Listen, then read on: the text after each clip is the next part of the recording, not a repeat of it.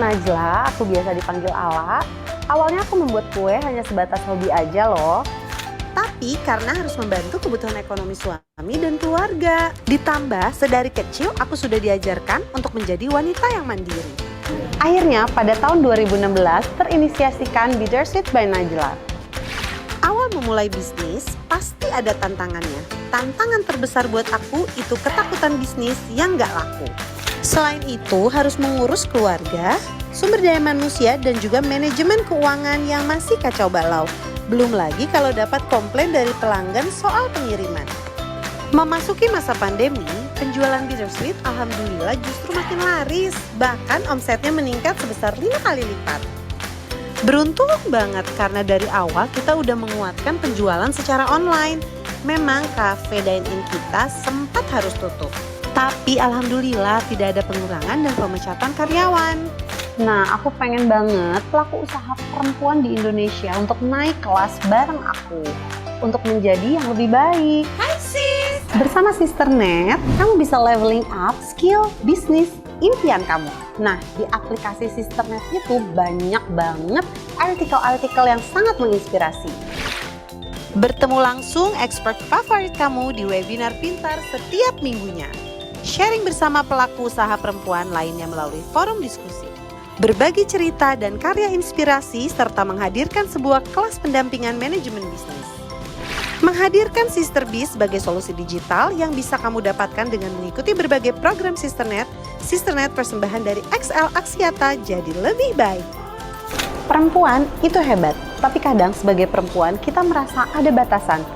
Sekarang aku mau bilang, ayo mulai dari hal yang kalian inginkan.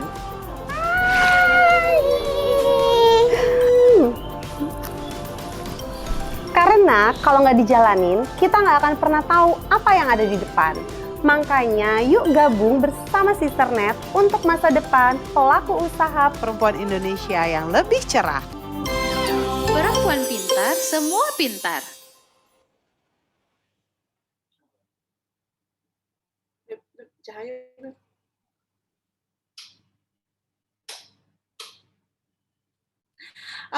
Oke, halo, assalamualaikum warahmatullahi wabarakatuh. Selamat siang menjelang sore semuanya para sisters. Apa kabarnya para sisters semua yang sudah hadir di sini? Semoga tentunya baik-baik saja, selalu dalam keadaan sehat walafiat dan pastinya senang banget supaya semuanya juga selalu dalam keadaan semangat ya para sisters.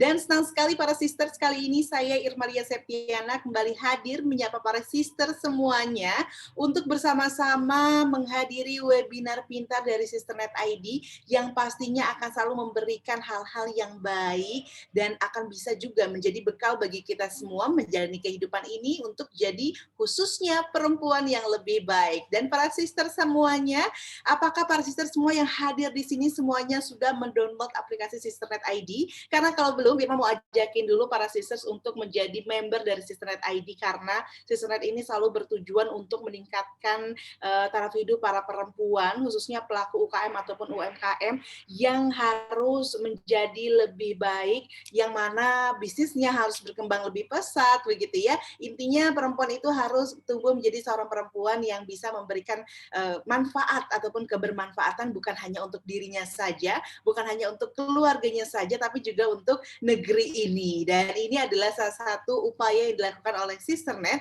untuk meningkatkan para perempuan di Indonesia khususnya. Dan para sisters, senang banget webinar pintar kali ini kita akan membahas sebuah tema yang sangat menarik pastinya dan akan sangat bermanfaat terkait dengan bagaimana sih memanfaatkan momentum lebaran untuk tingkatkan profit bisnismu. Dan para sisters, nggak kerasa ini sudah masuk ke minggu kedua begitu ya dari bulan Ramadan, yang artinya kita sesaat lagi akan sampai di hari Lebaran, di hari Raya Idul Fitri. Untuk itu jangan sampai kita kehilangan momentum Ramadan momentum Lebaran agar kita bisa benar-benar mendapatkan manfaat dari berkah Ramadan. Dan para sister semuanya boleh dulu kasih reaction untuk para sister yang sudah bergabung, juga boleh di-share di kolom chat nih, para sister tuh datang dari daerah mana aja sih, dari kota mana aja, dan apa sih sekiranya yang diharapkan dari webinar pintar kali ini. Dan juga para sisters, Irma mau ingetin juga untuk para sisters bisa berbagi kebahagiaan dengan melakukan share, membagikan kegiatan webinar pintar kali ini di akun media sosial milik para sisters, dan tentunya dengan tetap ingat tag dan juga mention @sisternet_id dan juga @xlaksiata_tbk, karena bukan hanya bisa berbagi tentang keseruan kelas hari ini, tapi juga untuk para sisters yang beruntung nanti akan mendapatkan hadiah dari Sisternet. Jadi tunggu apa lagi? Langsung share keseruannya dan ikuti kelasnya. Dan para sisters, bicara tentang gimana sih manfaatin momentum Lebaran untuk tingkatin profit bisnis. Saya yakin ini bukan hanya bagaimana kita membuat satu produk yang bagus begitu ya, bukan hanya gimana bisa jualan dan nawarin banyak hal ke banyak orang begitu, tapi juga harus diiringi dengan strategi yang tepat. Dan untuk itu kita juga harus belajar dengan orang yang tepat, karena kali ini, pada kesempatan kali ini kita akan belajar bareng sama Mbak Nadia Harsha yang merupakan seseorang perencana keuangan independen yang rutin memberikan tips untuk mengatur keuangan bisnis ataupun usaha dengan bahasa yang mudah dimengerti pastinya. Harapannya nih supaya para sister semua tentu bisa membuat perencanaan keuangan menjadi lebih inklusif dan menjangkau seluruh golongan. Udah nggak sabar lagi, Irma mau sapa dulu. Halo Mbak Nadia Harsha. Halo, selamat sore Mbak Irma. Sore Sis Nadia, Ibu apa kabar? Alhamdulillah, sehat-sehat. Lancar puasanya? Alhamdulillah lancar-lancar ya, meskipun Gue lagi-lagi strong ya, sampai jam 9 ya. Amin, amin. Karena kita pengen puasa ini lancar, tapi pengen juga keuangan kita lancar. Ini nih yang agak sulit nih kan. Karena kadang-kadang ya kenyataan tidak sesuai dengan impian sometimes, tapi kita harus dipaksa, apalagi bagi para kaum perempuan yang dikenal dengan menteri keuangan dalam keluarganya gitu ya. Benar. Ya. Jadi kita harus punya banget skill ataupun kemampuan mengatur keuangan. Dan Irma rasa kali ini belajar sama Sis Nadia, ini beberapa kalau para sisters juga ikutin media sosial dari Sis Nadia ya, pasti tahu banget gimana Sis Nadia ini mengingatkan banyak hal.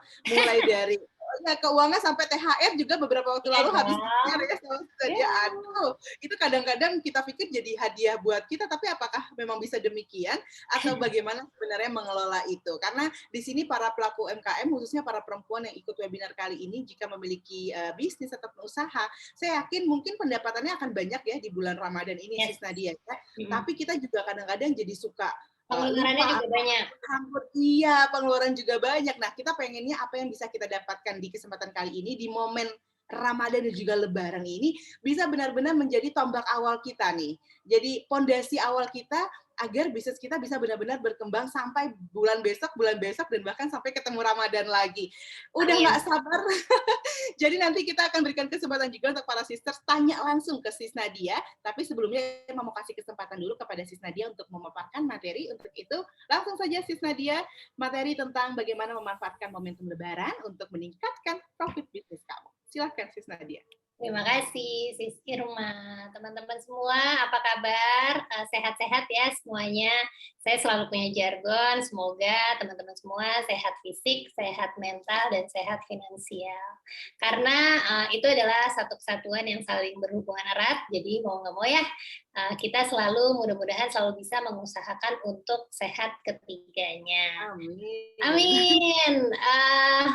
Saya izin share screen dulu biar pemaparannya lebih enak dan lebih nyaman. Share. Nah, ini dia kita seperti yang kita tahu ya, mari kita memanfaatkan momentum Lebaran untuk tingkatkan profit bisnis kamu. Sebelumnya, kenalan dulu, saya Nadia Harsha, Certified Financial Planner. Saya adalah seorang independent financial planner ya, tadi sudah disebutkan sama Sisi Irma. Saya suka sharing-sharing tentang hal-hal yang sifatnya mengatur keuangan. Keuangan pribadi, kebanyakan field-nya adanya di situ, tapi nggak bisa dipungkiri ya, background orang, struktur rezeki orang itu beda-beda. Ada yang datangnya dari gajian sebagai pegawai, dan nggak sedikit yang datangnya karena usaha dagang, pelaku UMKM. Jadi memang mau nggak mau keterkaitannya akan erat sekali antara keuangan pribadi dengan keuangan bisnis. Apalagi kalau teman-teman masih menjalankan bisnisnya sifatnya UMKM, belum dibantu sama profesional. Oke, yuk kita ngobrol soal bisnis teman-teman. Apa sih yang kamu pikirkan saat mendengar kata lebaran? Banyak orang langsung pikiran THR gitu. Itu untuk teman-teman yang pegawai dan gajian, ini adalah salah satu masa yang menyenangkan gitu. Dapat THR, income-nya mungkin jadinya double. Biasanya gajiannya cuma 1, jadi gajiannya 2 bulan ini. Tapi untuk teman-teman yang pelaku UKM, biasanya agak pusing kepala sedikit nih, karena kalau udah punya pegawai, wah berarti saya yang harus bayar THR mereka, gitu kan. Nah, tapi jangan sedih, biasanya ketika lebaran otomatis omset juga ikutan meningkat. Karena saya pernah baca riset dari Kementerian Perdagangan, 40% kegiatan jual beli dan daya beli masyarakat itu meningkat sampai dengan lebih dari 40% dari bulan-bulan yang lain di bulan Ramadan. Jadi memang Ramadan itu istimewa. Jadi semuanya itu pengen merayakan juga dengan istimewa ya, nggak heran karena apalagi umat Islam itu adalah umat yang mayoritas di Indonesia. Jadi semuanya pengen merayakan lebih spesial, makan lebih spesial, pakai sandang lebih spesial, pakai mukena baru, dan tentunya juga pengen berbagi lebih banyak. Nah, ini nih sebenarnya salah satu hal yang bisa kita tangkap sebagai pengusaha UKM. Yuk, mari mumpung daya beli masyarakatnya lagi naik, mari kita manfaatkan momentum ini. Jadi ya, bisa lihat opportunity dari pakaian, dari makanan, dari hampers, banyak banget gitu. Nah, aku mau nanya nih sekarang, bisnis teman-teman gimana? Boleh dong di kolom chat, halo-halo, sebutkan nama dan bisnisnya apa. Boleh dong, biar saya tuh makin kebayang nih untuk sharing tentang bisnis dan lika-likunya, biar teman-teman jadi makin kebayang. Yuk boleh dong kasih tahu bisnisnya apa, dan bagaimana keadaannya sekarang? Apakah ramai, apakah seru, apakah laku banyak, tapi kok uang cashnya nggak kumpul-kumpul ya? Gitu. Bentar lagi ada yang curhat nih. Nggak ada? Nggak ada yang curhat? Oke, baik, nggak apa-apa. Oke, bisnis kamu gimana sih? Mudah-mudahan ya, seperti yang saya bilang tadi, seiring karena kenaikan konsumsi masyarakat, mudah-mudahan itu memberikan impact baik untuk bisnis sih semua. Oh gitu. Ini Mbak Irma, bisnisku. Oh meningkat 200%, keren banget. Bisnisnya apa sih Irma? Jualan apa? Oh baju muslim, ya. Selamat ya, mudah-mudahan momentumnya kita bisa ambil dan jangan terbuai gitu. Oke, abis ini aku akan kasih triknya biar nggak terbuai ketika omset lagi naik. Nah, berikutnya ada Mak Endang Gemilang. Mak Endang produk sambal tabur cila. Oke, siap. Baiklah kalau begitu. Nah, bagaimana nih dengan bisnis kamu? Rata-rata ya, seperti yang tadi saya sampaikan, karena konsumsi masyarakat lagi naik, mudah-mudahan ini berimpact positif untuk bisnis teman-teman dan si semua. Jadi, tapi jangan terlena karena aku akan memberikan 5 langkah untuk meningkatkan profit bisnis. Plus memastikan keuangannya sehat, jangan sampai ya terbuai sama bisnis yang sekarang, terus jadi belok, uang modalnya kepakai sedikit-sedikit untuk hal yang sifatnya pribadi, lupa untuk kembangin bisnis atau lupa menyelamatkan cash yang ada sekarang untuk jadi cash reserve. Ya, mari kita lihat. Yang pertama kita balik lagi ke basic nih, kita riset produk. Kebanyakan mungkin sis yang di sini sudah punya bisnis, ngerasanya udah nyaman gitu. Ah ya udahlah ini aja yang gue jual, toh ada yang beli ini gitu. Tapi kan nggak ada jaminan 100% produk kita ini akan terus-terusan punya demand di masyarakat.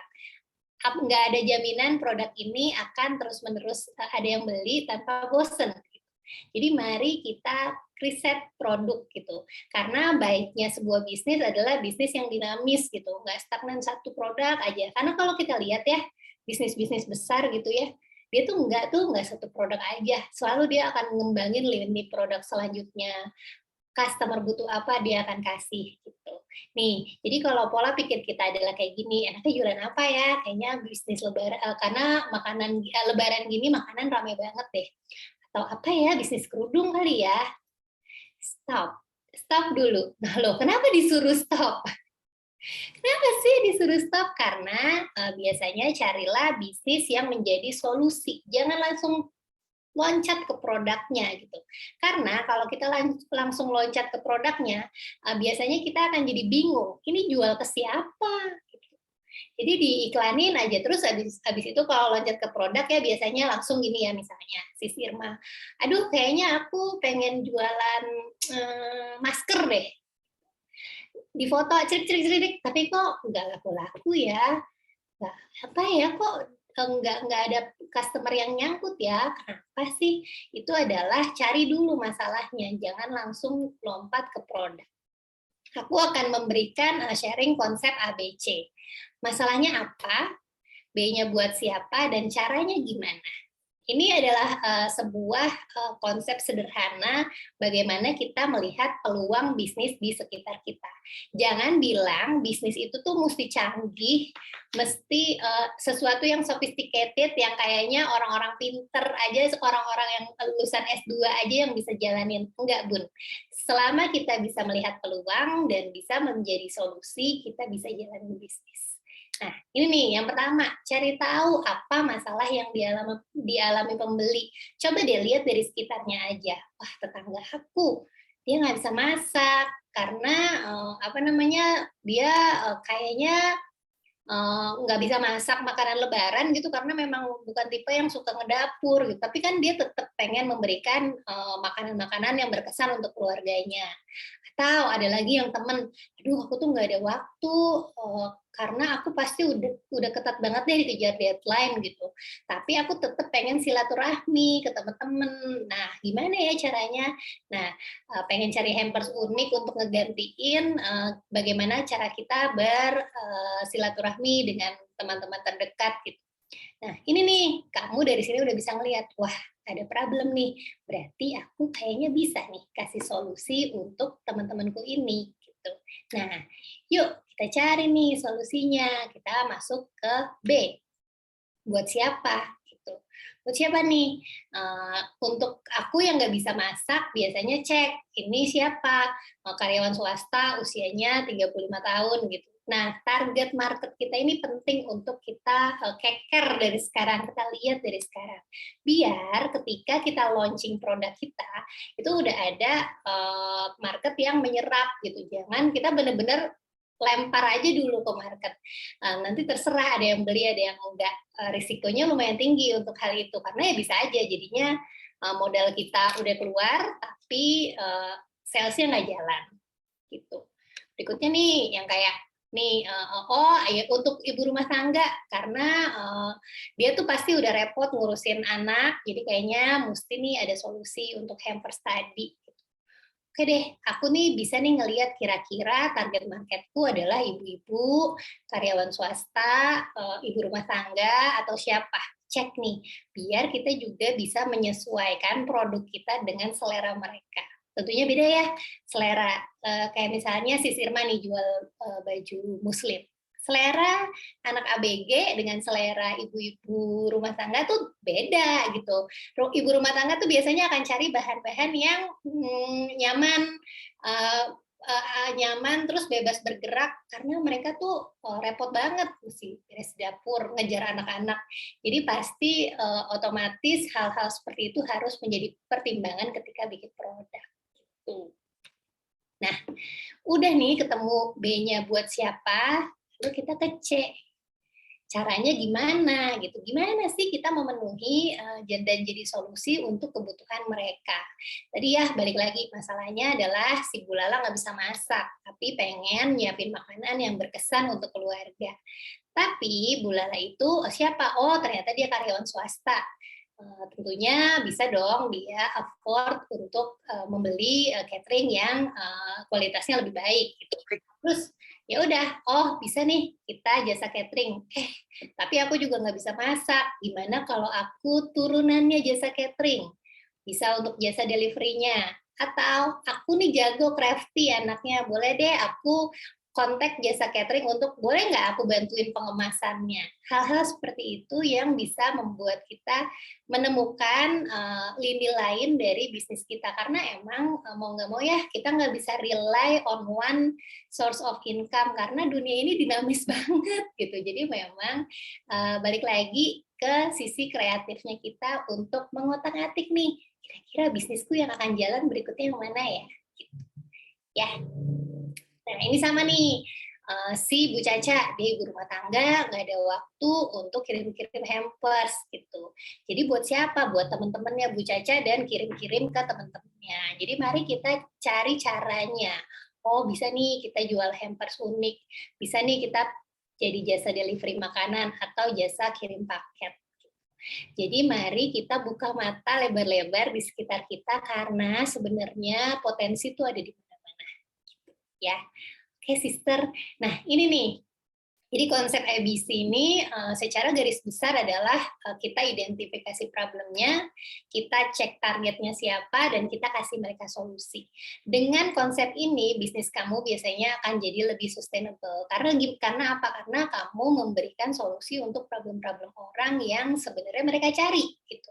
Kalau mereka yang nggak nyari, ya terserah kamu mau jualan sampai seret juga nggak bakalan diwaro gitu. Jadi cek ya konsep ABC ini apakah bisnis kamu sudah memenuhinya. Contoh misalnya, aku jualan baju muslim, tapi dulu sebelum pandemi orang tuh sukanya yang model-model baju yang lumayan banyak pernak-perniknya gitu karena kan beraktivitas, keluar rumah, banyak kondangan gitu kan ya. Nah sementara pandemi gitu. Orang di rumah aja, nah baju muslimnya tuh jadi geser dong ya. Tadinya banyak pernak-pernik, tadinya berukat-berukat, langsung berubah jadi katun yang nyaman dijadiin home dress gitu. Hal-hal seperti itu tuh yang harus selalu dinamis dan bisa kita adapt dari waktu ke waktu. Mudah-mudahan teman-teman yang punya bisnis bisa kepikiran ya untuk terus kreatif dan menemukan solusi untuk masalah dari customer-customer. Tuh. Nah, yang kedua, baru poin kedua dari 5. Waduh, panjang banget nih kayaknya. Mari kita atur strategi bisnisnya. Strategi bisnisnya tuh kayak gimana ya kira-kira? Yuk kita intip. Nah, apa yang bikin bisnis kamu beda dari yang lain? Jadi ya, ketika customer nih, saya dari sisi customer, aduh, aku tuh pengen cari baju muslim deh. Kebetulan aku ada budget untuk baju lebaran yang nggak terlalu pengen kemana-mana gitu, tapi masih kelihatan rapih gitu. Ya udah, aku cari dong di Instagram, di media sosial, di marketplace. Tapi ya biasanya kan rata-rata yang mirip-mirip tuh banyak, blar gitu. Jadi ketika kita ketik keyword baju muslim, wah yang muncul tuh hasil search-nya adalah mungkin bisa 5.000 jenis gitu. Nah, jadi apa sih keunikan bisnis kamu dengan kompetitor lain yang bikin saya jadi pengen beli baju muslim kamu? Gitu. Yuk kita intip. Ini nih ya, saya kasih contoh sebuah produk yang memang dia berusaha kasih offer lebih kepada customer-nya. Jadi misalnya saya jualan rendang gitu. Kalau misalnya dicek yang jualan rendang di marketplace maupun di media sosial tuh atau punya toko langsung itu banyak banget yang jualan rendang gitu. Apa sih yang bisnis yang membuat rendang ini jadi lebih outstanding? Mungkin kamu bisa tonjolkan, oh ini rendangnya dari pakai rempah asli dari Minangkabau gitu. Berikutnya dia punya kemasan yang sealed gitu. Jadi pakai mesin khusus yang bikin daging rendangnya lebih awet, tahan lebih dari 3 hari di perjalanan. Jadi bisa dikirimkan keluar kota gitu misalnya. hal-hal seperti ini yang kamu bisa kasih offer ke customer kamu, gitu. Jadi contoh misalnya, aku tuh punya, bisnis, frozen food gitu. Nah, hal-hal seperti itu tuh yang harus kita cek, frozen food aku bedanya apa sih dengan yang lain? Oh, dimsum aku tuh ternyata lebih banyak dagingnya. Berikutnya balik lagi ya, kalau makanan tuh kalau rasa tuh balik lagi, benar-benar preferensi pribadi. Mudah-mudahan sih rasanya tuh selalu cocok gitu di customer kamu. Tapi hal-hal yang bisa kamu tonjolkan selain rasa adalah, kemasannya bagus loh. Aku bisa kasih kartu tambahan loh untuk kalau misalnya kamu mau kirim ini ke keluarga yang lain, tersedia kartu ucapan gitu. Personal touch seperti itu sih yang sebenarnya bisa kamu tawarkan ke customer yang bikin produk kamu tuh beda dari yang lain. Gitu. Nah, ini ya contohnya nih, saya cek beberapa ada contoh-contoh yang mungkin kedengarannya mungkin kecil gitu yang dia lakukan, tapi ternyata impact-nya besar gitu. Ini menurut saya sih lumayan cerdas ya ketika ada yang nawarin peralatan lukis yang udah disediain semuanya.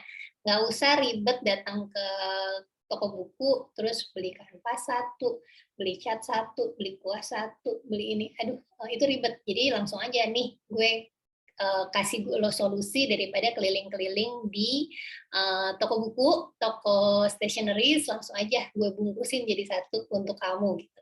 Nah ini nih, atau ini dengan tambahan extra effort sedikit seperti sabun dengan gambar lukisan gitu. Ini unik sih, silakan dicek mana-mana keunikan yang bisa kamu tonjolkan dari bisnis kamu. Kayak contoh ya hampers gitu. Mari kita bungkus dengan unik dengan sebenarnya sih kalau misalnya nastar semua orang tuh banyak banget yang jualan nastar, tapi yang jualan nastarnya dibikin hampers cantik ini mungkin jadi lebih bisa mengerucut lagi gitu. Ya, boleh loh teman-teman kalau ada yang mau mau bertanya atau menanggapi, langsung aja chat di kolom komen. Nah, nih, revenue model atau sumber pendapatan. Tadi ya, jangan hanya rely on satu revenue model. Kayak contoh, misalnya ya, aku tuh punya misalnya warung bakso gitu. Kalau jualan bakso aja offline, biasanya ya udah customer-nya segitu.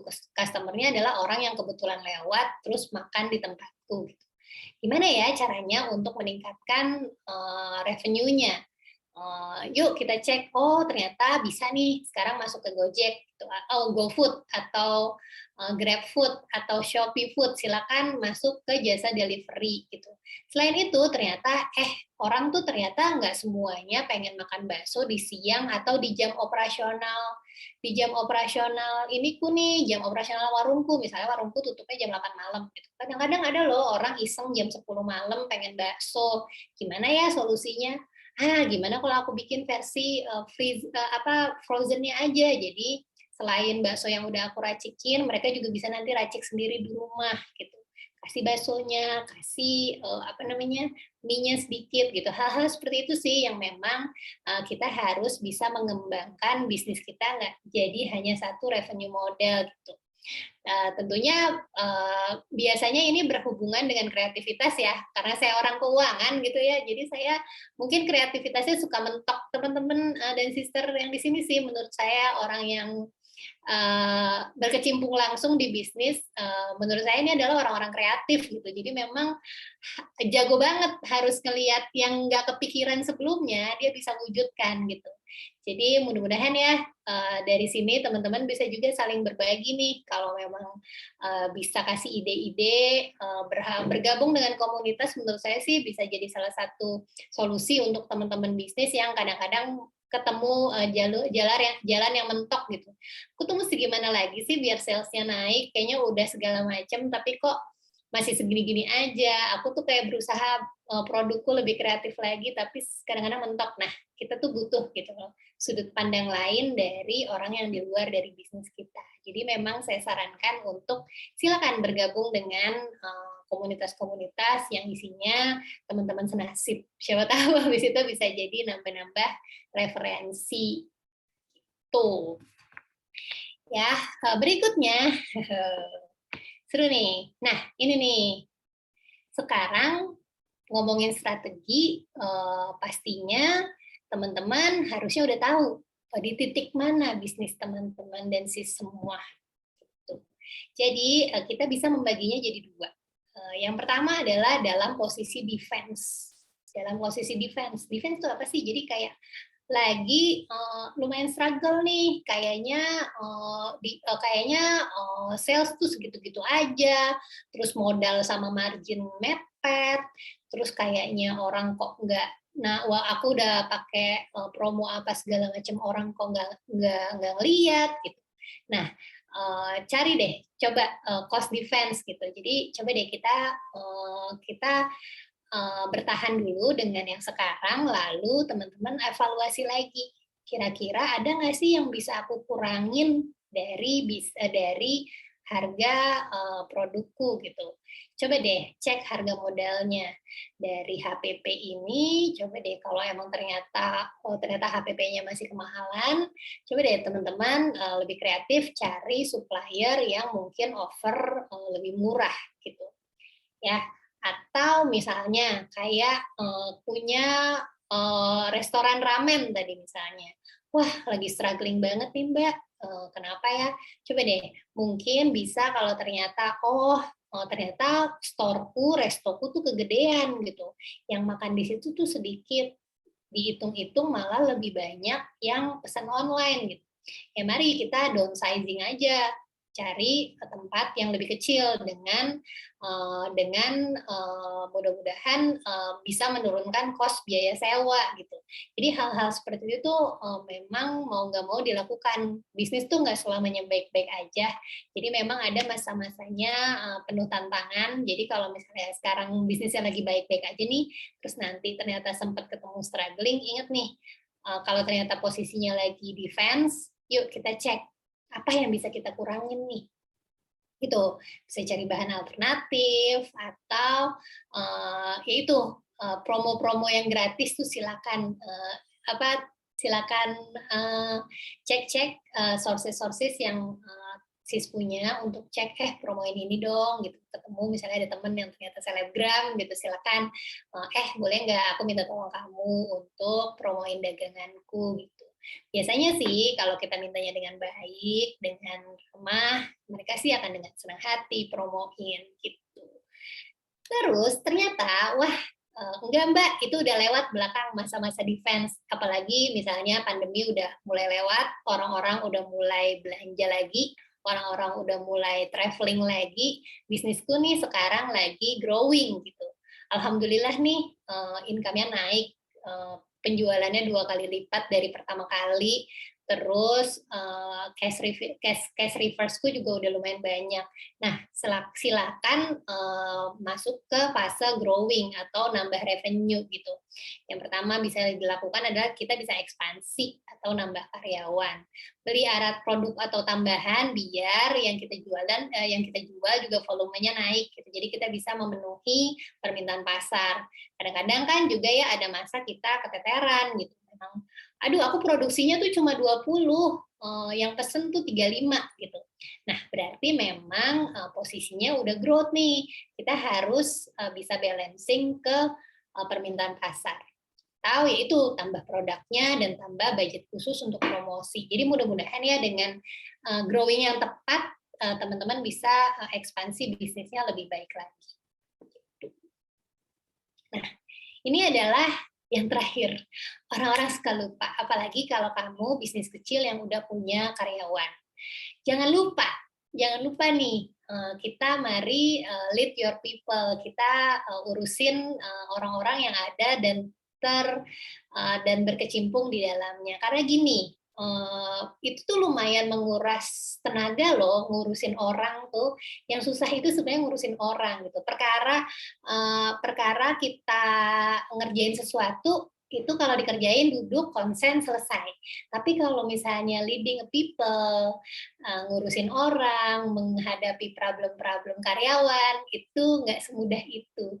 Jadi mari kita koordinasikan visi dan misi usaha kita. Jadi bangun deh kedekatan sama karyawan, kasih tahu nih, Mas Mbak, kita tuh kerja sama-sama ya, biar kita tujuannya adalah biar produk ini laku. Kalau produk ini laku, kan kamu dapat juga kecipratan rezekinya gitu. Jadi kayak mari kita jaga sama-sama, ini adalah rezeki kita bersama. Jadi sampaikan nih dengan jelas. Plus juga kalau bisa ya memang perlakukan karyawan seperti teman-teman ingin dihargai gitu ya. Jadi memang nih agak tricky agak tricky berhubungan dengan orang. Makanya kalau di perusahaan tuh HR paling banyak musuhnya karena ya itu agak susah memang treat manusia apa ya, mengatur manusia itu sejujurnya adalah hal yang sebenarnya butuh seni tersendiri gitu. Jadi ya tuh Sis Irma udah senyum-senyum kayaknya dia udah kayaknya berasa. Karena gini, perkara kayak ART di rumah aja kalau bolak-balik ganti kan bikin kita capek ya ngajarin dari awal.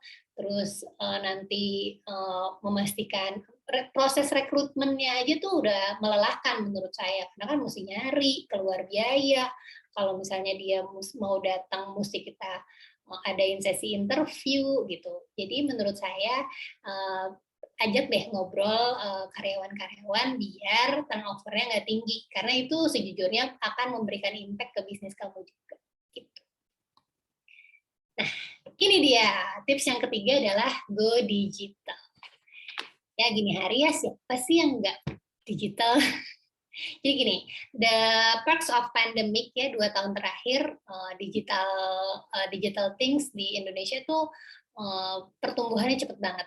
Yang katanya diramalkan 10 tahun lagi semuanya baru bisa digital, ternyata langsung dikerjain dalam 2 tahun aja gitu ya.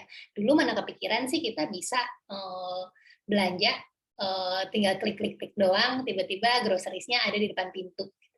Nah, inilah yang bikin kita tuh harus pintar-pintar untuk ikut-ikutan gelombang digital ini, jangan sampai ketinggalan. Karena gini, orang tuh ketika makin kesini tuh orang tuh pergerakannya makin terbatas dan makin mager gitu, banyak generasi mager gitu.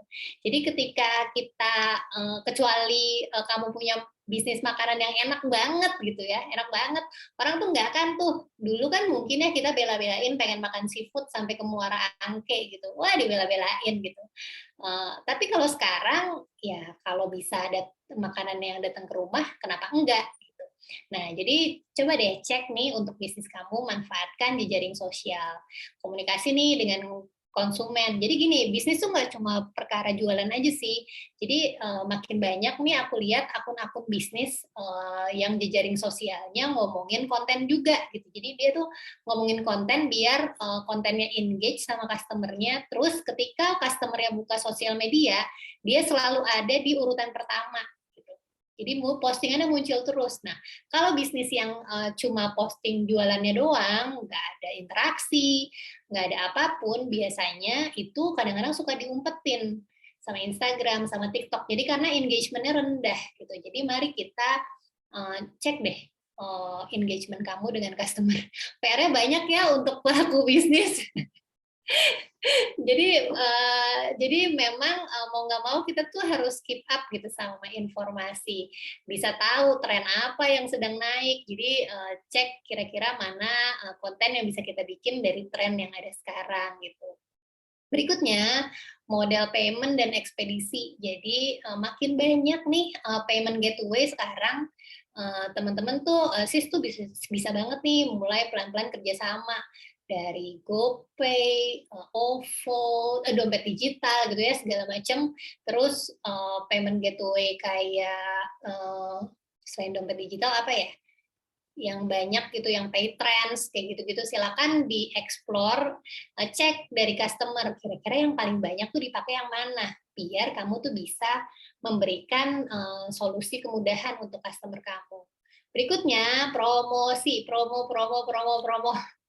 Banyak orang yang suka nggak enak hati. Apa sih kok pos jualan terus? Ya kalau untuk komen yang kayak gitu diemin aja, karena kan kalau kita nggak promo kita nggak makan gitu. Jadi silakan deh, kalau emang kamu punya bisnis dan kamu perlu meningkatkan sales, promo terus, maju terus pantang mundur.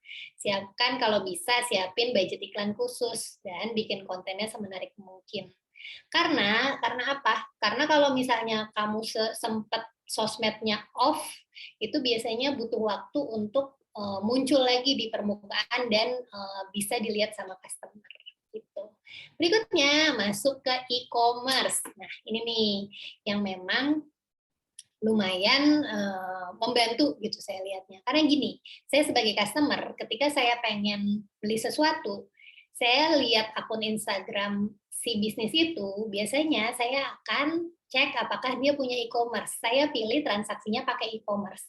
Entah itu toko oren, toko hijau, toko biru, nggak apa-apa. Yang penting lewat e-commerce. Jadi gini, dari sisi customer, orang ngerasa akan jauh lebih aman gitu ketika transaksinya lewat e-commerce dibandingkan masih lewat konvensional lewat WhatsApp gitu. Jadi memang biasanya itu pun bisa jadi pembuktian ke kamu bahwa bisnis gue nggak bodong loh, gue beneran kirim produk yang kamu pesan gitu. Jadi silakan nih hari ini usahain deh gabung ke e-commerce gitu, karena bagaimanapun potensinya tuh lebih ada di situ. Dan biasanya di situ tuh banyak fitur-fiturnya. Jadi explore aja ada fitur apa, biar ikut toko oren live sale gitu. Silakan banget dicek fitur-fiturnya, karena bagaimanapun itu sifatnya mutual gitu. Jadi menguntungkan e-commerce-nya juga menguntungkan kalian si pemilik bisnis, biar yang customer-nya juga expanding gitu, nggak cuma dari media sosial aja gitu kurang lebih. Nah ini adalah bagian saya. Yang tadi itu saya tuh bukan pemilik bisnis, jadi memang itu adalah pengamatan dari klien-klien saya yang punya bisnis gitu. Jadi memang mereka bolak-balik kasih tips itu dan itu lumayan works di mereka. Jadi mudah-mudahan dengan men-sharing itu ke teman-teman dan si semua, saya bisa memberikan pandangan baru gitu. Yang sebenarnya yang saya ahli adalah si bagian cash flow ini. Tapi balik lagi ya, cek yang pertama. Ketahui biaya produksi dan total pengeluaran untuk jaga cash flow bisnis.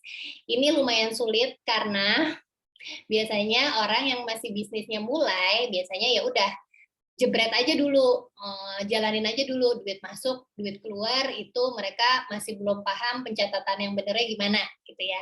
Nah, jadi kita cek nih, di dalam bisnis ada yang namanya dua, variable cost sama fixed cost. Variable itu apa sih? Hal-hal yang jumlahnya bisa bervariasi, namanya juga variabel. Ini tuh meliputi biaya produksi, bahan baku, upah buruh. Upah buruh tuh beda ya dengan biaya karyawan. Kalau karyawan kita bayar gajinya fix, gitu. Saya punya karyawan, saya bayar gajinya UMR 3.500.000 tiap bulan. Mau sel saya 1, mau sel saya 100, saya bayar dia 3,5 juta gitu. Sementara kalau upah buruh, misalnya saya jualan baju, saya pengen produksi 10 baju. Ya udah saya bayar upahnya untuk 10 baju. 10 baju ternyata upahnya 1 juta. Besok saya mau produksi 3 aja, 300.000 gitu. Hal-hal itu beda. Jadi memang upah buruh sama gaji karyawan tuh beda. Nah, berikutnya adalah masih variable cost ya. Ini biaya jasa pengiriman dan kemasan produk. Ini bagaimanapun variabelnya tergantung dari ketersediaan barang, harganya naik turun, dan sebagainya. Sementara hal-hal fixed cost yang harus kita bayarkan, yang pasti dibayarin tiap bulan, itu adalah gaji karyawan dan THR, asuransi karyawan, kalau kita punya tempat, biaya sewa, biaya utilitas, dan pajak-pajak. Nah, ini ketika kita dalam posisi defense maupun growing, yang bisa kita otak-atik adalah ini. Dua ini adalah HPP, harga pokok perolehan. Modalnya kita, modal barang kita, misalnya kita jualnya donat gitu, 1 biji donat itu adalah variabel-variabel dan fixed cost ini dibagi gitu. Nah, jadi kalau ketika dalam posisi misalnya defense, bisnisnya lagi nggak enak, lagi nggak growing, ini yang kita otak-atik, mana yang bisa kita stop, mana yang bisa kita kurangin, mana yang bisa kita cek apakah bisa di lebih yang ekonomis gitu. Nah, ini dua hal ini yang bisa kita otak-atik layaknya Lego gitu, biar harga HPP kita tuh nggak terlalu berat gitu. Nah, ini nih, jadi kira-kira biaya produksi dan total pengeluaran untuk kita jalanin bisnis. Kebanyakan orang kadang-kadang masih suka nggak tahu gitu, berapa sih harga perolehan gue? Jadi sekarang mari dihitung dengan baik. Berapa sih kalau misalnya kamu jualan ada baju, satu baju itu modalnya berapa? Jadi jangan sampai nggak pernah tahu modalnya berapa. Gitu. Ini juga dihitung ya. Silakan dibagi rata gitu kalau enggak. Nah, nih yang sekarang jadi momok sekaligus lumayan bikin grek gitu. THR untuk pegawai, THR pegawai untuk pemilik UKM. Gimana sih cara ngaturnya? Kamu bisa ambil dari cash reserve, cash yang ada sekarang. Kebetulan mungkin omzet lagi naik, ada cash untuk bayar karyawan, alhamdulillah. Ambil dari cash flow bulan ini, jadi biayanya, jadi misalnya fixed cost bulan bulan Maret misalnya fixed cost-nya cuma 2 juta rupiah untuk gaji karyawan. Fixed cost-nya bulan April jadi 4 juta karena ada THR gitu. Itu mungkin akan jebret, tapi ya udah memang mau nggak mau harus dibayarkan. Atau kamu bisa cicil tiap bulan di cash reserve, bikin tabungan terpisah dari rekening operasional biar kamu bisa nyiapin THR karyawan tahun depan. Jadi ketika waktunya tiba, kamu tuh nggak gelagapan lagi nyari THR untuk karyawan. Gitu. Jadi memang ketika jadi pemilik bisnis, kita tuh nggak jadi kayak karyawan, duduk manis, terus digaji gitu kan. Nah, sementara kan kalau pemilik bisnis tuh jadi marketing iya, jadi HR iya, jadi finance iya, jadi mau nggak mau self-discipline-nya tuh harus lebih tinggi gitu dibandingkan hanya jadi karyawan. Gitu. Saya nggak bilang nggak jadi karyawan jelek ya, tapi memang mau nggak mau ketika kamu berkomitmen untuk masuk ke dalam bisnis, ini adalah hal yang memang harus kamu hadapi. Silakan ya kalau ada yang mau tanya. Wow. Oh iya betul, Mbak Sherlita nih. Oke. Going digital emang mudah dan efektif, tapi kalau sekali datanya hilang, biar. Benar, jadi memang harus sering-sering backup. Gitu ya. Aduh, emang ada-ada aja nih, masalah-masalah yang bikin kita kesandung. Oke, nah ketika kita membuat keputusan untuk keluarin kas, coba deh pastikan lebih dulu, apakah hal tersebut penting dan mengembangkan bisnis atau pengeluarannya dapat ditunda. Kalau hubungannya dengan THR, itu kayaknya sih penting ya, jadi mau nggak mau ini menyangkut dengan struktur rezeki orang, jadi memang baiknya nggak usah diotak-atik. Itu memang kewajiban dari pemilik bisnis untuk bayarin THR-nya. Tapi kalau misalnya nih kita mau tiba-tiba beli alat baru, mau beli laptop gitu, cek deh apakah itu penting dan dapat ngembangin revenue bisnis kamu atau bisa ditunda. Oh ternyata laptop lama masih bisa kok. Gitu. Hal-hal itu yang memang butuh penilaian kita secara bijak sebagai business owner. Nah, ini nih yang orang-orang kadang-kadang nggak punya. Punya catatan keuangan bisnis dengan disiplin. Jadi cek nih, neraca bisnis. Jadi sekarang tuh kalau memang kamu belum punya catatannya, gampang banget. Udah tinggal ambil aja kertas, pakai sederhana dulu aja. Cek aset-aset yang kamu punya. Di sini ya, ada aset. Duit di bisnisnya ada berapa? Ada di cash, ada berapa? Terus ada persediaan, nilainya kira-kira berapa? Piutang yang kalau orang beli tapi belum bayar masih ada berapa. Cek jumlah aset lancar kita berapa. Terus aset yang sifatnya tetap, misalnya kamu punya restoran ramen, ada mesin untuk bikin mie gitu, kira-kira berapa nilainya, furniturnya berapa. Terus kalau udah bayar sewa tempat di muka misalnya, masih 11 bulan lagi, kira-kira nilainya berapa. Itu adalah total asetnya. Nah, total aset kita bisa dibiayai oleh utang, bisa dibiayai oleh modal. Yang jelas, modal kita tuh harusnya sama dengan jumlah total aset gitu. Jadi fungsinya adalah untuk mencocokkan pemakaian dana bisnis kita tuh berapa gitu. Yang khas di sini adalah tempat di mana kita bisa tahu berapa lama nih kita bisa bertahan untuk bayar gaji karyawan sama bayar belanja sebelum uang yang lainnya datang gitu. Untuk mengetahui nilai bisnisnya juga dan untuk mengukur dana darurat. Kalau amit-amit ya ini bisnis berhenti, tetap gitu, nggak ada yang beli gitu. Kira-kira kamu tuh bisa bertahan berapa lama gitu, dan bisa juga untuk mengetahui aset apa aja yang bisa kita jual, jaga-jaga kalau hal terburuk itu kejadian. Nah, yang berikutnya adalah punya catatan arus kas. Jadi kalau neraca tadi, ini adalah aset yang udah kita punya sekarang. Gitu. Nah, arus kas itu daily activities-nya gitu. Jadi cek deh tiap hari kita ngeluarin duit untuk apa. Untuk apa, pemasukannya berapa. Jadi secara garis besar arus kas ini adalah uang masuk dan uang keluar. Ya, jadi ini bisa jadi dasar pembuatan proyeksi pendapatan dan pengeluaran kamu. Dan untuk mengetahui kemampuan bisnis bayar kewajiban seperti THR, gaji, dan sebagainya. Ini saldo ini bisa jadi kamu cash reserve gitu ya. Cash reserve itu apa sih? Saldo akhir. Jadi ini tuh bisa jadi sebagai untungnya kamu gitu. Oh kelihatan nih untungnya segini gitu. Apakah mau kita jadiin apa? Putar lagi ke modal, buat gaji business owner, atau buat dividen gitu. Itu bolak-balik lagi nih ke kebijaksanaan. Jadi jangan halu ya, cek dulu nih uang kamu tuh beneran untung apa enggak gitu. Jangan-jangan cuma sebenarnya nggak ada marginnya. Aku tuh cuma kerja bakti aja, ngambil di sini segini, jualnya segini, tipis banget. Sementara gaji ownernya belum kehitung gitu. Jangan sampai kayak gitu ya. Jadi mau nggak mau ini bisa dan harus punya catatan seperti ini. Kalau ternyata repot bikin catatan manual, sebenarnya sekarang tuh banyak banget aplikasi-aplikasi yang mendukung keuangan bisnis. Kayak contohnya buku kas, bisa juga aplikasi jurnal. Jadi sebenarnya untuk bisnis pencatatan yang penting itu adalah nih ya, bisa catat manual, bisa pakai aplikasi. Jadi 4 yang harus kamu punya catatan.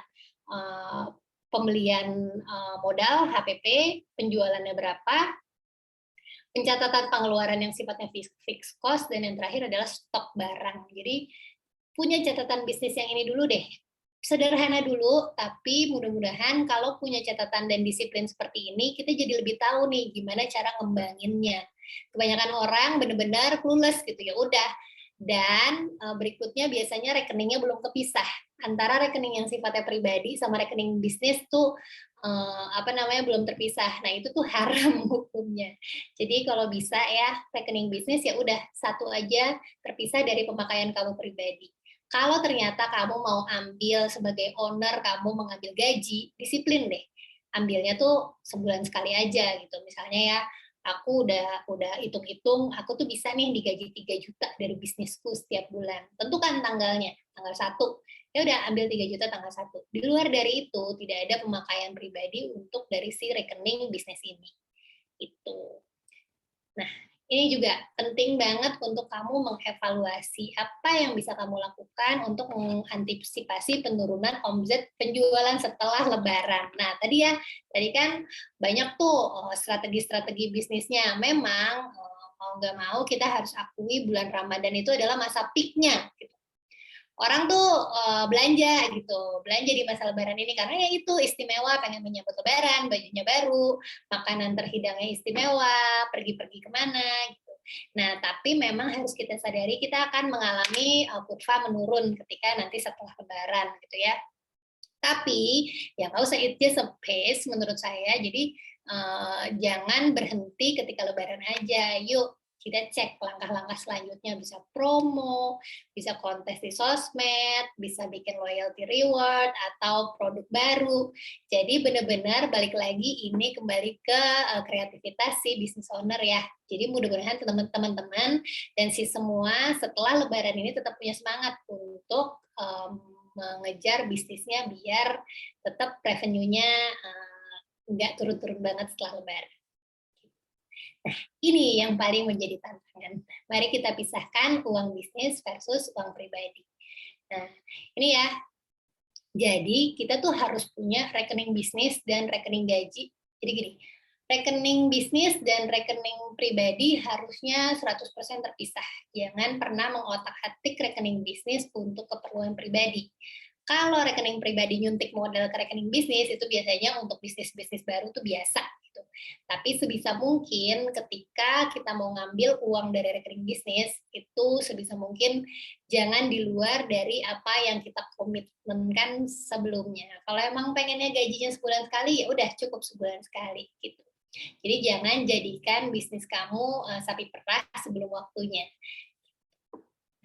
Ini nih, ini adalah kira-kira pandangan tentang keuangan pribadi versus keuangan bisnis.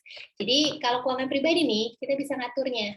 Rumusnya adalah 1, 2, 3, 4. Ini simpel banget. Jadi kamu bisa bikin budgeting 10% untuk tabungan dan investasi kamu, 20% untuk kamu jajan-jajan dan gaya hidup, 30% untuk bayar cicilan, dan 40% untuk hal-hal yang sifatnya operasional tiap hari. Jadi cek. Jadi kalau memang dapat gaji dari bisnis misalnya 5 juta, silakan pos-poskan seperti ini. Gitu. Nah, keuangan bisnis ini adalah omsetnya dikurangi ongkos variabel sama dengan margin ya. Jadi omsetnya berapa, dapat duitnya berapa, dikurangi modalnya berapa, ada margin, dikurangi lagi ongkos tetap. Ini adalah laba atau rugi. Dari sini kelihatan nih, bisnis gue untung apa buntung. Kalau untung kamu bisa pakai ini untuk menggaji dirimu sendiri. Sabar kalau memang masih ternyata belum profit, misalnya karena masih banyak promo, masih bakar duit, atau strateginya gimana, tapi sebisa mungkin mudah-mudahan seiring waktu jadinya profit ya, karena kalau enggak kan kamu bukan dinas sosial gitu, jadi jangan sampai bisnisnya buntung terus. Ini protect your financial plan ya. Kalau keuangan pribadi kita harus punya dana darurat. Ini saya udah berbusa gitu nyuruh orang punya dana darurat. Dana darurat keuangan pribadi itu minimal 3 kali pengeluaran bulanan. Kalau kamu misalnya tiap bulan ngabisin duit untuk biaya hidup 5 juta rupiah, ada paling enggak minimal 15 juta standby, berjaga-jaga kalau terjadi sesuatu yang sifatnya darurat di kamu. Contoh darurat itu apa? Misalnya sakit tapi nggak di-cover sama BPJS, gitu. Atau mesin air di rumah tiba-tiba rusak, kan nggak mungkin ya rumahnya nggak ada air, jadi harus diganti. Nah, hal-hal seperti itu yang tidak bisa kita kontrol kapan datangnya. Jadi dana darurat tuh idealnya adalah standby. Nah, keuangan bisnis juga sama. Kamu paling enggak punya cash reserve. Jadi bisnis kamu tuh wajar sih, kan bisnis uangnya muter terus ya. Udah jadi ini nih, udah jadi aku baru belanja lagi, uangku sekarang masih ketahan, masih jadi baju gitu, belum kejual. Ya nggak apa-apa, tapi memang idealnya tuh kamu punya berapa ya, cash reserve minimum yang kamu bisa tentukan. Misalnya, gue di bisnis ini minimal punya 2 juta standby di cash reserve, biar gue kalau ada apa-apa, biar bisa bayar karyawan, biar bisa bayar listrik, hal-hal seperti itu. Dan itu nggak bisa ditunda ya. Jadi misalnya bayar listrik, ya mesti bulan itu dibayar, gitu. Bayar gaji, ya mesti tanggal segitu, gitu. Jadi pintar-pintarlah mengatur cash flow dan cash reserve bisnis kamu. Nah, ini ada statement terakhir, keuangan pribadi pemilik bisnis dan keuangan bisnis harus terpisah dan sama-sama sehat dan kuat. Jadi saling bisa mensubstitusi, gitu. Kalau bisa dua-duanya kuat dan bisa jadi mendukung satu sama lain. Kira-kira itu aja yang saya sampaikan. Ada 5 langkah yang tadi saya sampaikan ya. Kalau diulang lagi, yang pertama kita riset produk, yang kedua kita atur strategi bisnisnya, jangan lupa go digital, atur cash flow-nya, dan yang terakhir pisahkan uang pribadi versus uang bisnis. Demikian, terima kasih. Terima kasih, Sis Nadia. Oke, para sisters itu tadi ada 5 langkah meningkatkan profit bisnis, dan nampaknya juga para sisters ini udah nggak sabar juga untuk ada di momen Q&A. Jadi langsung aja kita akan menjawab pertanyaan dan keluh kesah dari para sisters ya, Sis Nadia ya. Dan tadi memang kadang-kadang kalau bicara tentang pengaturan keuangan itu dengerinnya lebih mudah dari pengaplikasiannya. Kita tahu bahwa harus menyisihkan sekian persen untuk investasi, sekian persen untuk dana darurat dan lain sebagainya. Tapi pada kenyataannya kita masih tergoda dengan hal-hal yang sebenarnya bisa kita tahan. Ya nggak sih para sisters? Benar.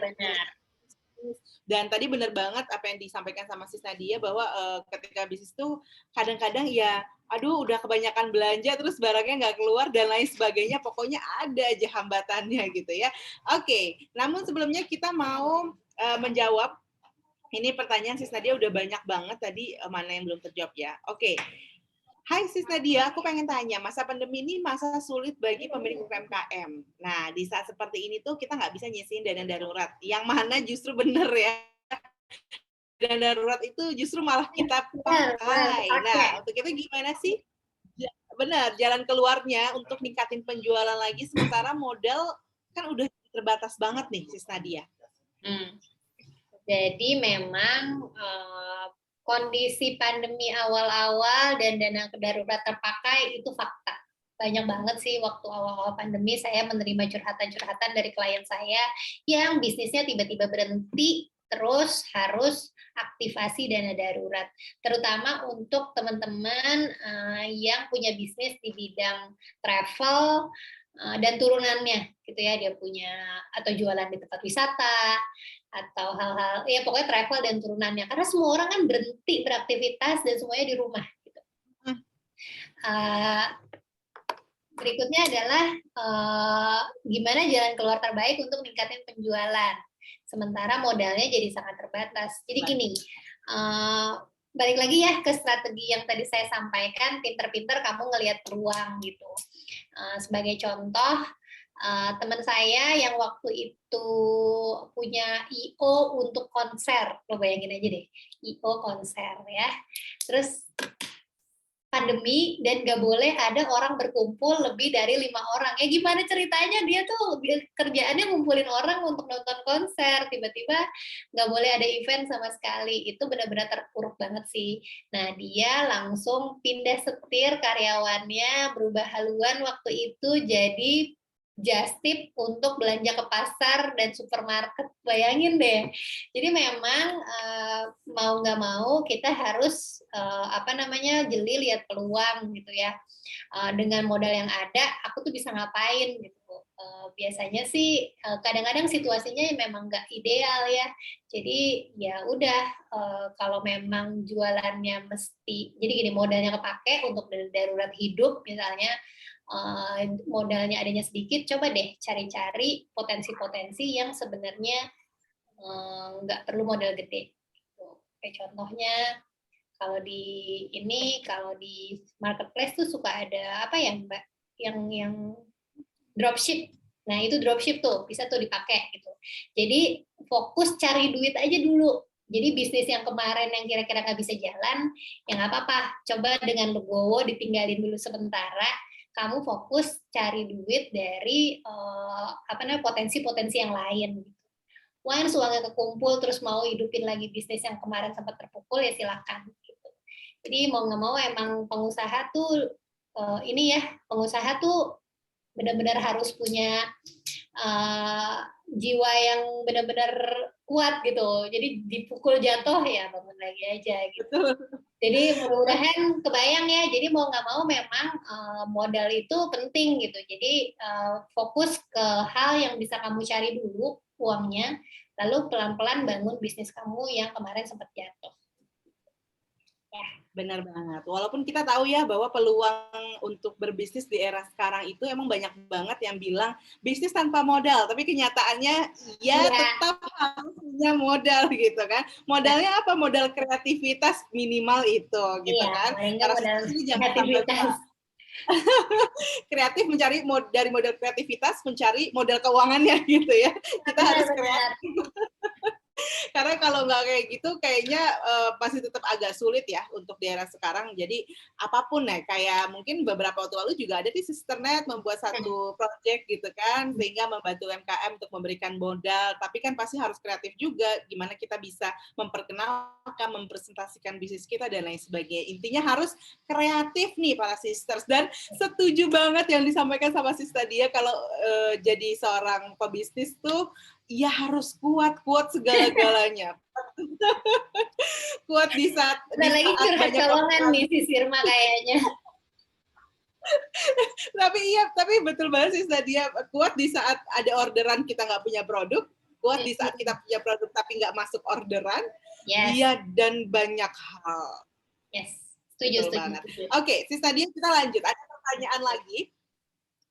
Halo Sis Nadia, mau tanya dong, gimana sih cara jaga tingkat pengeluaran selama bulan Ramadan yang nantinya bisa pastiin kita bisa menabung nih untuk hari raya? Nah, ini adalah masalah semua orang Mbak kayaknya. Jadi gini, balik lagi ya ketika aku sampaikan tadi, Ramadan ini istimewa gitu. Semua orang pengen makanan istimewa, bajunya istimewa. Otomatis ada hukum pasar yang bikin supply dan demand nggak seimbang. Jadi wajar banget kalau harga-harga pada naik. Iya atau iya? Iya kan? Harga-harga naik semua tuh. Nah, itu belum lagi ada kenaikan pajak 11%, belum lagi BBM naik, belum lagi apa ya, pokoknya intinya ketika saya cek data, inflasi 2 bulan terakhir ini lumayan banget angkanya gitu. Memang harga-harga bahan pokok tuh naik gitu. Jadi ketika saya belanja ke supermarket dengan list belanjaan yang sama dengan bulan Januari, bulan Maret itu harganya naik 20%. Gitu. Saya iseng banget gitu bikin riset kecil-kecilan kayak gitu. Nah, tapi balik lagi nih, mari kita fokus sama hal yang bisa kita kontrol. Perkara harga naik itu nggak bisa kita kontrol gitu. Memang itu adalah hukum pasar, harganya naik. Ya kita mau protes kayak apapun, ya harga minyak goreng segitu, ya kamu butuh ya silakan beli aja. Kalau nggak mau beli ya udah tinggalin gitu ya. Nah, tapi balik lagi nih, kalau memang ternyata fokus ke hal yang bisa kita kontrol. Jadi hal yang bisa kita kontrol tuh apa? Pola konsumsi kita, budgeting kita, dan bagaimana kita berbelanja dengan bijak. Paling gampang adalah bikin budget. Jadi misalnya ya, tadi Mbak siapa yang nanya, Sis siapa yang nanya namanya, Sis kamu tuh punya budgetnya berapa? Misalnya aku tuh digaji dari bisnisku kurang lebih aku boleh allow spending money 5 juta rupiah. Jadi bikin deh dari awal lock 5 juta rupiah, usahakan sebisa mungkin mencukupkan diri dengan itu. Karena kalau kita pakai apa aja yang ada di rekening tanpa punya pagar, tanpa punya batas, biasanya batasnya itu cuma langit. Jadi seberapapun duit di rekening pasti akan habis.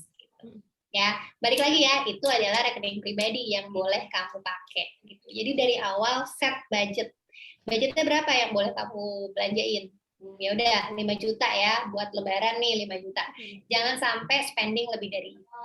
Yang kedua adalah lapar cenderung bikin kita lapar mata juga. Gitu. Jadi memang saya selalu bilang hindari untuk belanja dalam kondisi lapar dan kondisi banyak. Dan yang terakhir adalah pinter-pinter pilih produk. Sekarang tuh produk tuh banyak banget. Jadi cek nih kira-kira mana yang kualitasnya bagus tapi harganya lebih murah. Ibu-ibu biasanya jago tuh cari-cari diskon mana-mana yang bisa lebih murah gitu. Yang paling awal adalah jangan sampai cari duitnya setengah mati ngabisinnya setengah sadar. Jadi jangan sampai ya udah cari duit susah gitu, giliran ngabisinnya tuh setengah sadar, pokoknya udah klik aja lah yang penting gue happy, ternyata pas barangnya datang nggak happy juga gitu. Jadi saya sebisa mungkin selalu anjurkan teman-teman sih semua untuk sesadar mungkin deh ketika ngeluarin duit gitu, karena kita nyarinya susah gitu ya. Oke, semoga Ramadan ini keuangan kamu aman. Oke. Amin. Seaman harga-harga bahan baku yang sudah mulai stabil, mudah-mudahan gitu ya.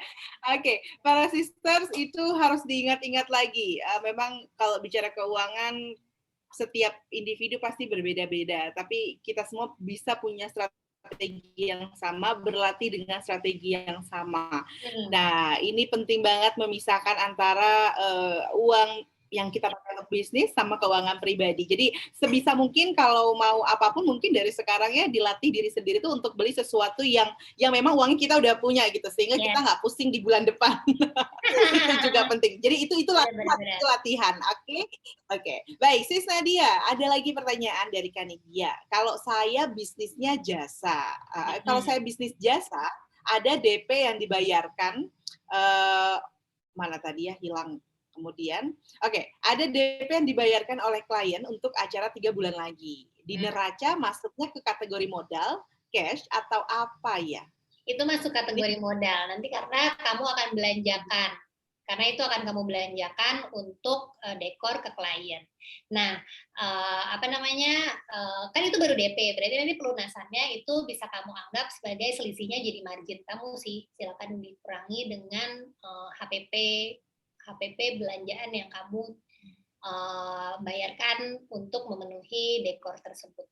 Itu masuknya modal. Oke, selanjutnya. Sis Nadia, kayaknya sedikit sulit ya untuk tidak menggunakan dana pribadi saat menjalani bisnis. Ya tadi ada suntik-suntikan dana itu kan. Gimana sih caranya supaya bisa konsisten membagi atau memisahkan antara uang usaha dan uang pribadi? Oke, baiklah.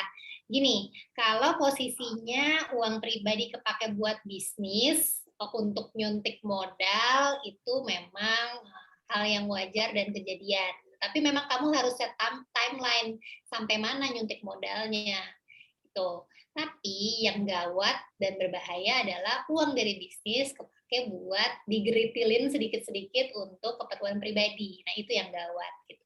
Caranya untuk membagi biasanya saya tuh bolak-balik bilang uang itu kayak air. Antara air minum sama air mandi kalau nyampur ya dua-duanya air gitu. Kita nggak tahu batasnya mana nih, mana yang air batas airnya, mana yang air mandi, mana yang air minum tuh nggak kelihatan gitu. Iya kan? Uang tuh kalau nyatu di rekening ya udahlah kita nggak tahu nih peruntukannya yang mana gitu. Jadi kamu memang butuh bantuan untuk memisahkannya dengan sesimpel pisahin rekeningnya.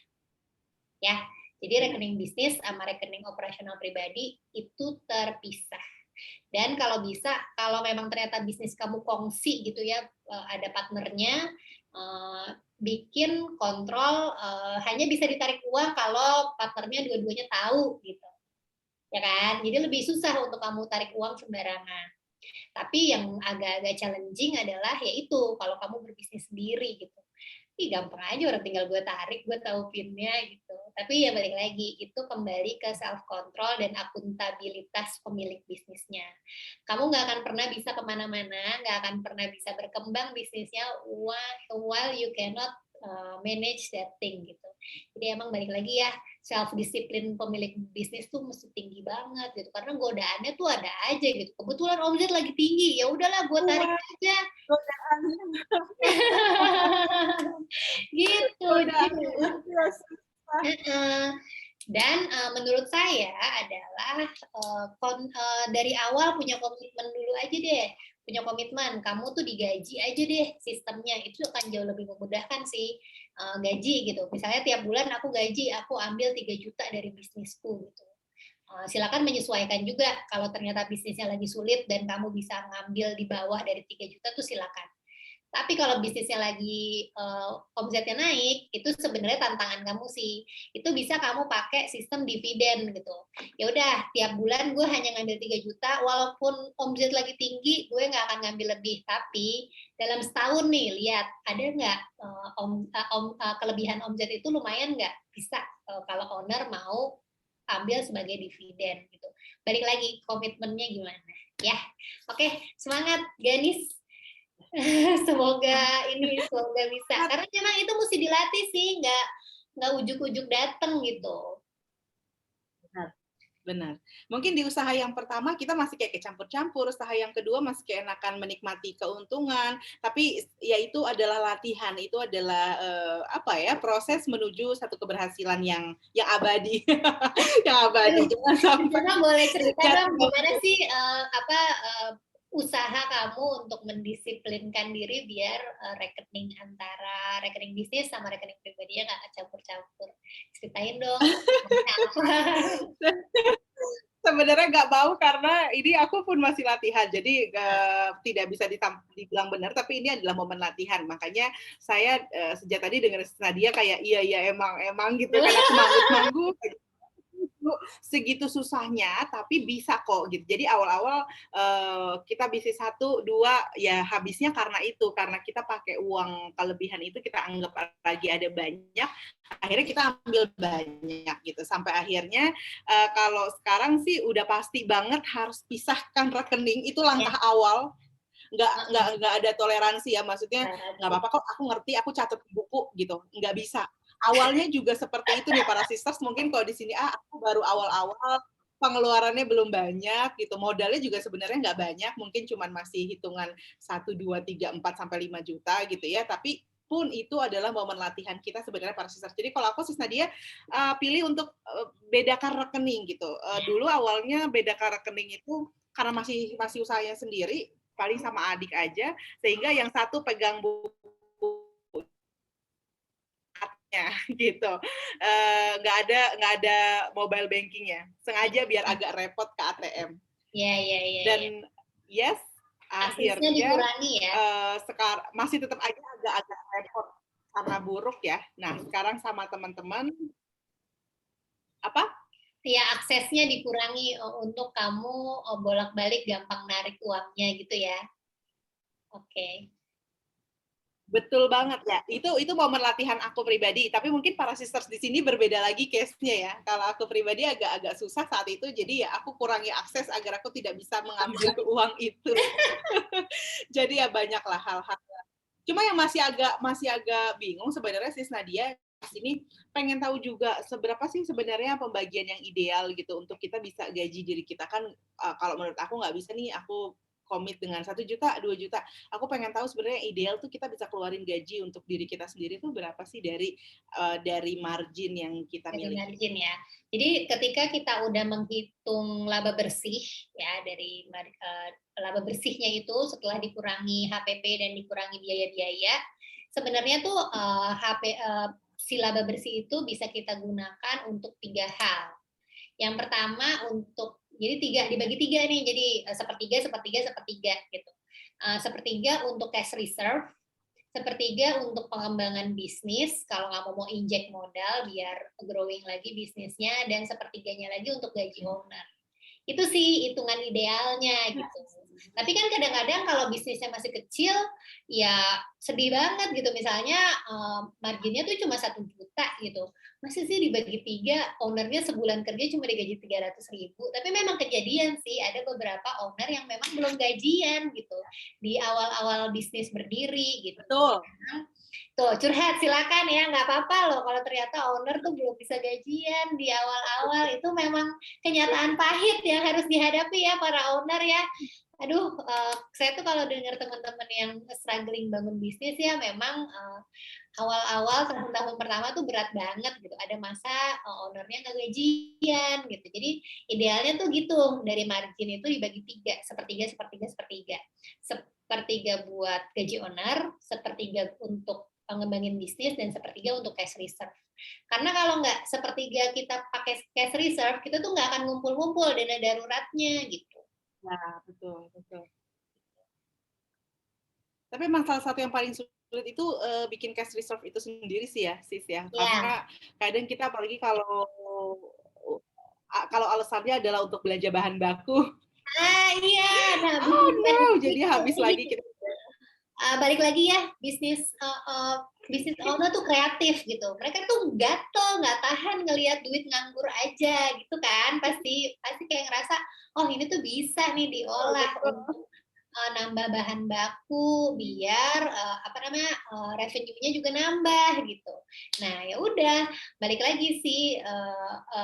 lagi ke kenyamanan dan keamanan masing-masing orang. Idealnya ya aku tuh pengennya biar teman-teman business owner tuh punya peace of mind gitu. Kalau gue kenapa-napa, ada duit yang standby yang bisa bikin karyawan gue tetap gajian. Itu sih sebenarnya yang aku tekankan dari fungsi cash reserve ini, bukan semata-mata duit nganggur aja gitu. Mungkin kalau jumlahnya terlalu besar juga nggak sehat juga ya, kayak misalnya 12 kali margin, 12 kali skala bisnisnya ya. Ngapain duit nganggur gitu. Tapi paling enggak kamu tuh butuh secukupnya untuk bisnis kamu bertahan kalau lagi situasinya nggak ideal.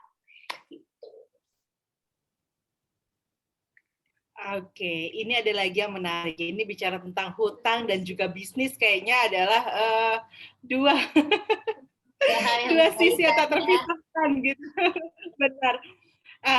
Sis dari Aisyah Yasmin, gimana ya caranya supaya bisa mengurangi hutang? Sedangkan modal untuk bisnis terkadang masih kurang. Jadi ya mau nggak mau harus ngutang. Nah, uang keuntungannya ini juga belum cukup nih untuk nabung karena tadi untuk bahan baku dan bayar SDM. Nah, sebenarnya cek dulu nih. Pertanyaan penuh dengan masalah. Ya, cek dulu Sis Asya. Jadi gini, memang tadi ya balik lagi ke bagian fixed cost sama variable cost. Itu yang harus kita otak-atik. Berarti kalau aku lihat di sini bisnis kamu tuh masih defense. Nah, mau nggak mau si bagian cost-nya itu harus kamu tekan karena ya itu kamu harus menghasilkan dulu. Apa intinya bisnis kalau mau menghasilkan ya. Jadi cek nih dari fixed cost dan variable cost mana yang bisa kamu tekan. Kayak contoh misalnya bahan baku dan bayar SDM. Bahan baku cek kira-kira mana yang bisa dikurangin, cari supplier yang misalnya memberikan offer lebih murah. Atau SDM, jangan-jangan sebenarnya bisnis kamu tuh belum butuh orang sebanyak ini, jadi keberatan beban gitu. Jadi cek ya dari sisi fixed cost sama variable cost mana yang bisa ditekan. Berikutnya mau nggak mau naikin sales untuk ngasih kamu income. Gitu. Nah, ketika udah punya income, silakan kayak format tadi dibagi 3. Untuk cash reserve ya udah nggak apa-apa kalau memang posisinya masih ada utang, kamu separuh dulu, separuh bayar utang, separuh cash reserve, atau ya seluruhnya bayar utang gitu kurang lebih. Itu prosesnya ya. Jadi jangan dibalik hal-hal memenuhi cost dulu baru ngomongin income, cari income-nya dulu dengan mengurangi cost gitu. Ya.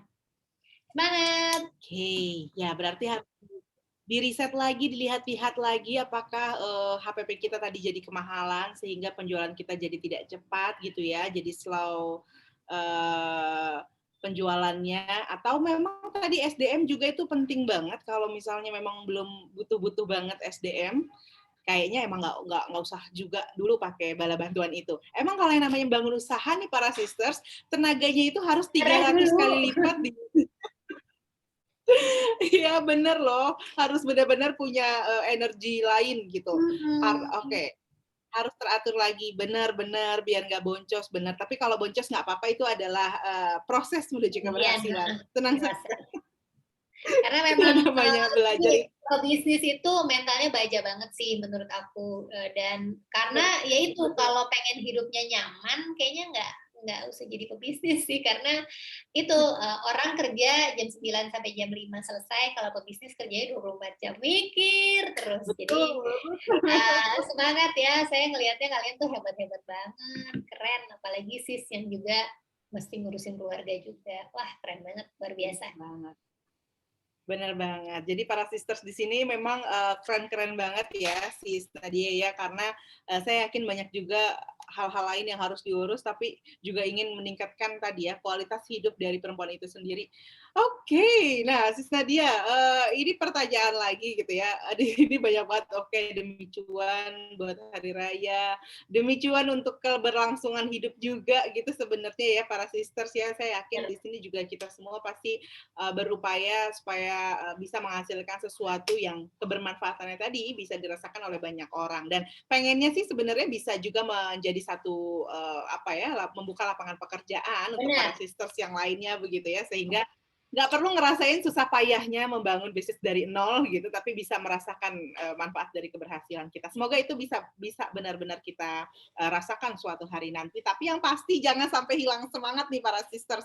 Belajar kayak gini ini juga penting banget diingetin lagi. Oh iya ya gitu ya. Oke. Cari Ada komunitas lagi ya. benar, cari komunitas yang ingetin kita, dan juga penting juga ya Sis Nadia, kita jadi nggak ngerasa sendirian itu tadi gitu. Benar. Karena jangan-jangan sampai orang bilang udah ngapain lah berbisnis, udah kerja aja gitu. Ngapain ambil repot gitu kan, karena semuanya udah harus tinggal diurus duduk manis gitu ya. manis aja gitu. Tapi kita nggak bisa kayak gitu kan para sisters. Semangat para sisters. Aku nanti bikin komunitas lagi deh. Komunitas di sisternet sebenarnya udah paling tepat karena dapat semuanya. Oke, buat para sisters semua yang masih bergabung boleh banget tanyain lagi mungkin ada kendala apa dalam bisnis para sisters, dan mungkin kendala apa juga yang dirasain para sisters dalam mengelola keuangan. Karena saya sampaikan berulang kali bahwa mengelola keuangan itu bukan suatu hal yang mudah, dan saya yakin kita juga pasti semuanya jatuh bangun mengelola keuangan. Jangan bicarakan bisnis, mengelola keuangan keluarga aja kadang-kadang itu ya di luar batas kemampuan, ya kan? Betul. Apa yang kita harapkan, mungkin kalau dalam bisnis yang kita harapkan produk yang kita jual ini laku, dalam keluarga sumber yang kita harapkan ini bisa kasih penghasilan, tapi kan kenyataannya nggak selalu seperti itu. Oke, silakan untuk yang mau raise hand tanya langsung ke Sis Nadia juga boleh banget. Ini mumpung masih ada Sis Nadianya, kita bisa tanya langsung nih terkait dengan gimana kita bisa manfaatin momentum Lebaran untuk tingkatin profit bisnis. Ada lagi nggak di sini yang mau tanya-tanya? Oke, Sis Nadia ada yang ingin disampaikan lagi nih, bicara tentang finansial yang sulit sekali. Jadi gini, ketika Lebaran ini juga ya, yang ini berkaitannya dengan personal finance sih, finansial pribadi. Karena teman-teman yang dapat THR aja yang dari kantor itu pun masih curhat ke saya, karena kadang-kadang batasnya keinginan manusia itu cuma langit gitu. Jadi begitu nggak punya uang pusing, begitu uangnya ada dia pusing juga karena mauku tuh banyak banget Mbak Nat ternyata, jadi tetap aja yang dikasih tuh kurang gitu. Jadi saya sampai pada kesimpulan bahwa kita nggak akan pernah selesai ketika kita nggak tahu batas cukup kita di mana. Gitu. Begitupun dengan teman-teman yang ngelola keuangan dari bisnis nih, karena kalau diturutin keperluan pribadi itu ya balik lagi batasnya tuh cuma langit. Jadi saya bolak-balik cek, set deh cukup kamu tuh di batas mana, misalnya ya. Oh, aku keluarga dengan 1 anak, kayaknya hidup sebulan 10 juta tuh udah nyaman kok. Anaknya di sekolah di tempat yang baik, aku makan dengan makanan bergizi, aku tetap punya akses untuk dapat informasi, tetap bergaul, tetap nongkrong-nongkrong dan ngopi gitu. Kayaknya sih segitu cukup. Nah, jadi mari nih, biar lebih gampang ngurus, nggak menggerogoti penghasilan dari bisnis, menurutku teman-teman penting untuk tahu nih, cukupnya di mana, cukupnya berapa, dan jadikan itu sebagai target gaji kamu dari bisnis. Jadi dibalik, jangan kita tuh misalnya gini, income bisnisnya 10 juta, kita habisin 10 juta. Income bisnisnya 15 naik bulan ini, kita habisin juga 15. Nah, jangan mudah-mudahan teman-teman tuh nggak kayak gitu, tapi dibalik. Oh, pokoknya aku akan ngabisin fix tiap bulan 10 juta untuk keperluan pribadiku. Jadi walaupun bisnisnya lagi naik, marginnya lagi tinggi, misalnya bulan ini dapat laporan labanya 15 juta, yang nggak usah dihabisin 15 juta, cukup ambil 10 aja gitu. Dengan hidup seperti itu, kita juga jauh lebih gampang nih mengelola keuangan. Once ada cash reserve, biasanya kita secara behavior juga jadi jauh lebih tenang gitu, nggak gerasak-gerusuk dan nggak cenderung buru-buru dalam mengambil keputusan. Gitu. Jadi mudah-mudahan ya teman-teman ngatur uangnya juga makin baik sebaik mengatur strategi bisnis. Oke, ini pesan-pesan loh dari Sis Nadia loh. Harus banget ada di diri kita, harus ada di jiwa kita, dan ini Iya, membiasakan diri membelanjakan sesuai memang apa yang benar-benar kita butuhkan. Ini jangan sampai lupa ya, para sisters ya. Karena memang kalau ngelihat saldo agak banyak sedikit, Gatel keinget. ya. Kadang kalau dipikir-pikirnya kita gajian sebulan sekali dengan angka yang let's say 3 juta rupiah itu lebih bisa diatur dibandingkan dengan gajian satu hari yang 2 juta misalnya gitu ya. Nah, habislah itu dalam satu hari. Begitu mudahnya uang didapat, begitu mudahnya uang keluar gitu ya, Sis Nadia. Berarti kan sebenarnya bukan angkanya yang jadi patokan cukup atau tidaknya, tapi kitanya yang bisa mengatur gitu. Oke, baiklah. Itu kalau dapat THR aja masih pusing gimana kita para sisters ya. Perlu isi suara dulu. Rasanya ingin curhat gitu. Oke, baik Sis Nadia, pertanyaan lagi dari Sis Asi. Berapa ya kira-kira dana darurat yang harus kita tabung untuk bisnis? Nah, pertama, Sis Asi cek dulu untuk HPP tadi, untuk fixed cost sama variable cost. Sebulan kira-kira habis berapa? Sebulan nih habis berapa untuk yang fixed cost aja deh dulu paling enggak ya, fixed cost nih. Karena kan kalau modal usaha tuh muter terus duitnya, tapi untuk fixed cost kita perlu siapkan terpisah. Misalnya gaji karyawan, sewa tempat, bayar listrik, bayar handphone operasional gitu. Cek itu fixed cost-nya kira-kira bisa berapa. Misalnya keluar angkanya 3 juta rupiah tiap bulan. Nah, idealnya kamu punya dana darurat bisnis paling enggak 3 bulan untuk memenuhi itu. Jadi kamu tuh udah nggak pusing lagi ketika omsetnya lagi naik, lagi turun, dana itu standby, kamu tuh tenang 3 bulan ke depan. Gitu. Jadi ya itu fungsinya dana darurat tuh semata-mata bukan nyari keuntungan, nyari return atau nyari apa, tapi lebih kepada peace of mind aja sih, biar kita bisa fokus sama strategi bisnis, nggak pusing mikirin duit. Ya, coba ya. Baik. Oke, Sis Nadia, ada lagi pertanyaan nih masuk ke pertanyaan tentang budget promosi. Gimana ya caranya nentuin budget untuk promosi, investasi, dan THR untuk pendapatan bisnis yang kenaikan untungnya nggak nyampe 100%? Budget promosi dan budget investasi itu maksudnya apa ya? Maksudnya berarti diputer lagi jadi modal ya?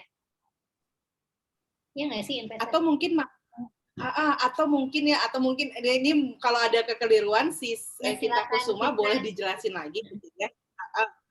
Kita lagi menerka-nerka Sis Nadia ya. Nah, investasinya untuk apa? Atau mungkin untuk bisnis atau investasi untuk keuangan pribadimu? Karena ini adalah dua hal yang terpisah. Gitu. Ya, dijelaskan dulu. Ini orang nanya malah ditanya balik. Gimana sih? Penjelasan lagi. Kayak ujian ya. Yang kenaikan untungnya nggak nyampe 100%, mungkin dari HPP naikin barang penjualannya nggak nyampe 100% gitu kali maksudnya ya. Ya, tapi kamu butuh budget promosi dan budget THR. Ya, yang berarti yang untuk bisnis aku simpulkan adalah promosi dan THR dulu ya. Nah, promosi itu biasanya aku tuh kasih patokan nggak lebih dari iya sis itu maksudnya apa? Berarti budget promosi. Iya, jadi gini ya, aku mengambil kesimpulan bahwa kamu budget promosi dan budget THR-nya untuk bisnis. Sementara investasinya untuk keuangan kamu pribadi, gitu ya. Nah, THR itu adalah bagian dari fixed cost yang memang kamu harus siapkan seperti layaknya kamu menyiapkan gaji pegawai. Kalau ternyata marginnya belum mampu nih bayar pegawai, ya nggak usah dulu. Atau kalau memang memungkinkan, saranku untuk tahun depan, saranku adalah pakai metode sepertiga tadi dari margin, sepertiga buat gaji kamu, sepertiga untuk pengembangan bisnis, sepertiga lagi itu bisa kamu pakai untuk budget promosi dan budget THR tahun depan. Jadi dicicil dari 12 bulan sebelumnya, itu biasanya lebih ringan. Jadi pas waktunya tiba, duitnya udah standby gitu. Sementara untuk investasi sendiri, investasi keuangan pribadi, itu aku sarankan ada namanya saving ratio di keuangan pribadi. Saving ratio itu adalah minimal 10% dari penghasilan kamu bisa kamu selamatkan untuk menabung atau berinvestasi. Jadi cek ya, kalau misalnya aku dapat income dari bisnisku 5 juta, paling nggak kamu bisa menyisihkan 500.000 untuk kamu invest dan kamu nabung. Jadi, nah iya itu, kalau gaji itu bisa, untuk THR bingung, karena THR itu sebenarnya bukan pengeluaran yang sifatnya darurat, itu predictable, itu bisa diprediksi. Jadi kalau tahun ini masih bingung, jadi ya udah, biasanya kamu nggak punya pilihan, bayarin dari segala macam kantong yang ada. Tapi yang bisa kamu lakukan adalah prepare untuk tahun depan, ya. Itu tadi, silakan dicicil tiap bulan, bikin cash reserve terpisah untuk pembayaran THR, karena sejujurnya bayar THR tuh lumayan jegrek loh untuk UKM ya, lumayan banget gitu. Aku sebagai bukan pelaku UKM tapi bayar THR ART di rumah yang kerja aja lumayan berasa gitu. Jadi saranku adalah silakan dipecah tiap bulan. Jadi tiap bulan kamu tuh bikin semacam sunk cost. Jadi cost yang kamu bayarkan untuk dia curhat sampai nangis. Semangat ya, Sis Kinta. Semangat. Iya, memang. Jadi silakan, kamu kira-kira butuh bayar THR berapa? Misalnya, karyawanku ada 2, satunya gajinya 3 juta. Berarti kamu tuh butuhnya 6 juta untuk bayar THR. Silakan dipecah. Tiap bulan kamu nabung 500.000 untuk bayar THR tahun depan. Itu akan jauh lebih lebih ringan dibandingkan kamu harus nyiapin jebret di bulan yang sama. Berat banget buat cash flow kamu pasti. Semangat ya. Mudah-mudahan tahun depan jauh lebih mudah. Amin, begitu ya. Ada lagi mungkin juga apalagi baru yang baru mulai gitu, menurut aku THR itu kayak apa ya? Kalau kita nggak bayarkan pun sebenarnya mungkin kalau untuk UMKM sendiri, apalagi yang masih kecil-kecilan banget gitu, baru mulai dan lain sebagainya, mungkin masih kayak oh ya udah masih bisa saling pengertian. Tapi dengan kita memberikan THR berapapun tadi nominalnya lagi, kalau untuk pelaku UMKM menurut aku itu bagus banget untuk tadi manajemen orang tadi yang disampaikan sama Sis Nadia, itu super susahnya itu gitu ya. Mengatur orang, mengatur people itu susah banget dibanding kita mengatur sebuah benda. Jadi saat kita bayarin THR menurut aku banyak hal, bukan hanya itu kayak apa ya, investasi kita untuk bisnis, kesuksesan bisnis kita di masa yang seterusnya itu penting banget sih. Jadi ya sudah, nggak apa-apa, nangis aja dulu. Semangat ya, aku merasakan banget pasti cash flow bisnis kamu lagi ini banget ya, lagi berat banget ya. Mudah-mudahan terlewati dan berjuang dulu, nggak apa-apa, tahun ini lancar, aku doakan mudah-mudahan lancar. Jangan lupa, jadi kan ini bisa jadi pelajaran ya, biar tahun depan THR-nya jauh lebih ringan. Jadi kamu tuh nggak mesti kelabakan di bulan yang sama. Jadi siapin ya. Yeay, semangat. Oke, mungkin bisa juga nih para sisters ya, karena THR itu ya memang sangat berat sekali. Jadi, tapi kan peluang kita tadi di momen Ramadan, momen Lebaran ini kan juga sebenarnya cukup banyak banget gitu kan. Cukup besar juga peluang kita untuk berjualan. Yang tadinya aja saya pribadi aja merasakan momentum itu. Jadi saya pikir, saya yakin teman-teman di sini, para sisters di sini juga bisa mendapatkan manfaat dari bulan keberkahan ini gitu. Dan ya udah, kalau harusnya itu jadi sebuah laba bersih, terpaksa harus THR dulu tahun ini, nggak apa-apa ya sih. Nggak apa-apa. Jadi memang mau nggak mau sih udah di depan mata gitu, udah ada kewajibannya yang udah disodorin kita sebagai business owner, ya mau silakan dibayarkan.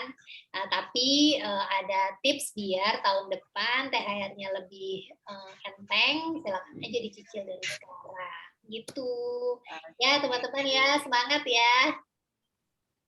Oke, masih ada lagi para sisters yang ingin bertanya, mungkin punya problem-problem yang berbeda, bisa bayarin THR, bisa bayar gaji, nggak masalah. Tapi bingung kok bisnisnya ini gini-gini aja dari tahun ke tahun gitu. Hidupnya cuma di bulan-bulan tertentu saja mungkin, atau bagaimana. Ini bisa banget nih. Oke. Ya, Sis Nadia ini mungkin juga benar ya tadi salah satu pertanyaannya adalah kita bisa ngatur keuangan, tapi ya sebatas bisa diatur aja gitu. Untuk memperbesar bisnis kita sendiri ini agak susah.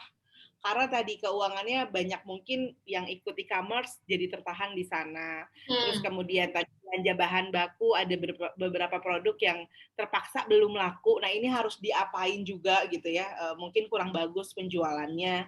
Nah, ada sebenarnya produk yang lain yang itu sebenarnya produknya high demand banget. Cuma kita udah nggak punya modal karena ada produk-produk yang tadi ya. Tadi. Ya, Gimana nih? Mungkin ya ada itu tips klasik juga sih untuk business owner.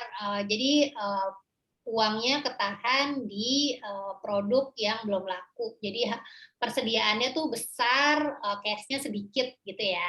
Nah itu tuh mau nggak mau memang mesti putar otak sih. Bagaimanapun prinsipnya cash is king katanya. Jadi memang mau nggak mau, mari ya itu kita jadikan si persediaan itu untuk jadi cash. Pinter-pinter deh bikin giveaway atau dibikin promo bundling gitu. Balik lagi ke masing-masing kreativitas si business owner gitu. Karena bagaimanapun kita harus ingat tujuan kita adalah untuk menciptakan cash flow yang sehat gitu. Jadi muter, jangan sampai banyak ketahan di produk yang emang masih nggak laku gitu. Ini kejadian sih sama temenku, ini kejadian sama salah satu temenku, dia punya bisnis baju muslim juga. Kejadiannya waktu awal pandemi. Pandemi itu Maret ya. Kalau nggak salah, Mei akhir itu Lebaran.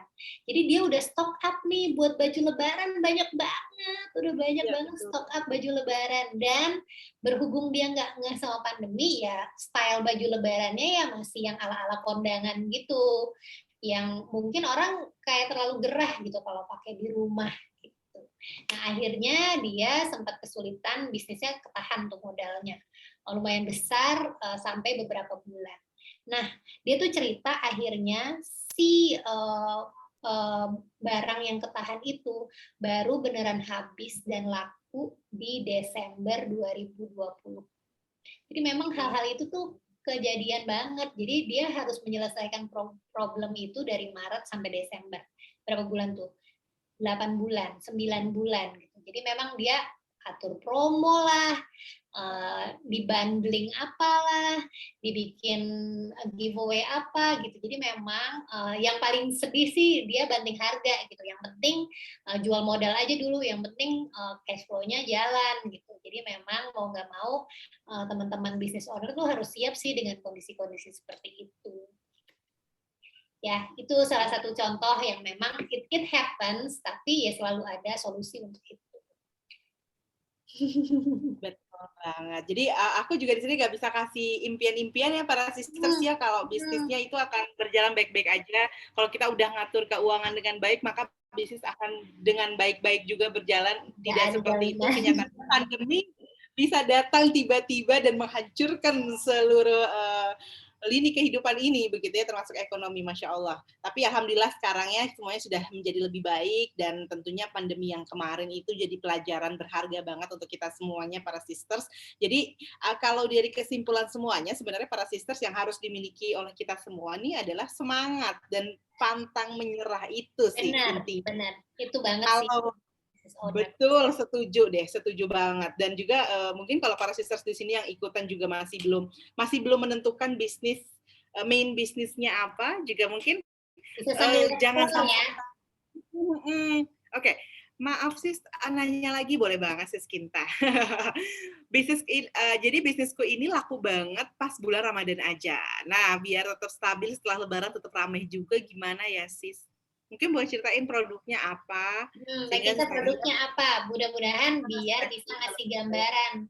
Nanti kita sharing ide ya, karena aku juga, makanan frozen. Menurut aku, makanan frozen tuh punya potensi sepanjang tahun stabil rame sih Mbak Kinta. Karena gini, balik lagi ya, cek strategi yang di awal, pakai metode ABC. Buat siapa?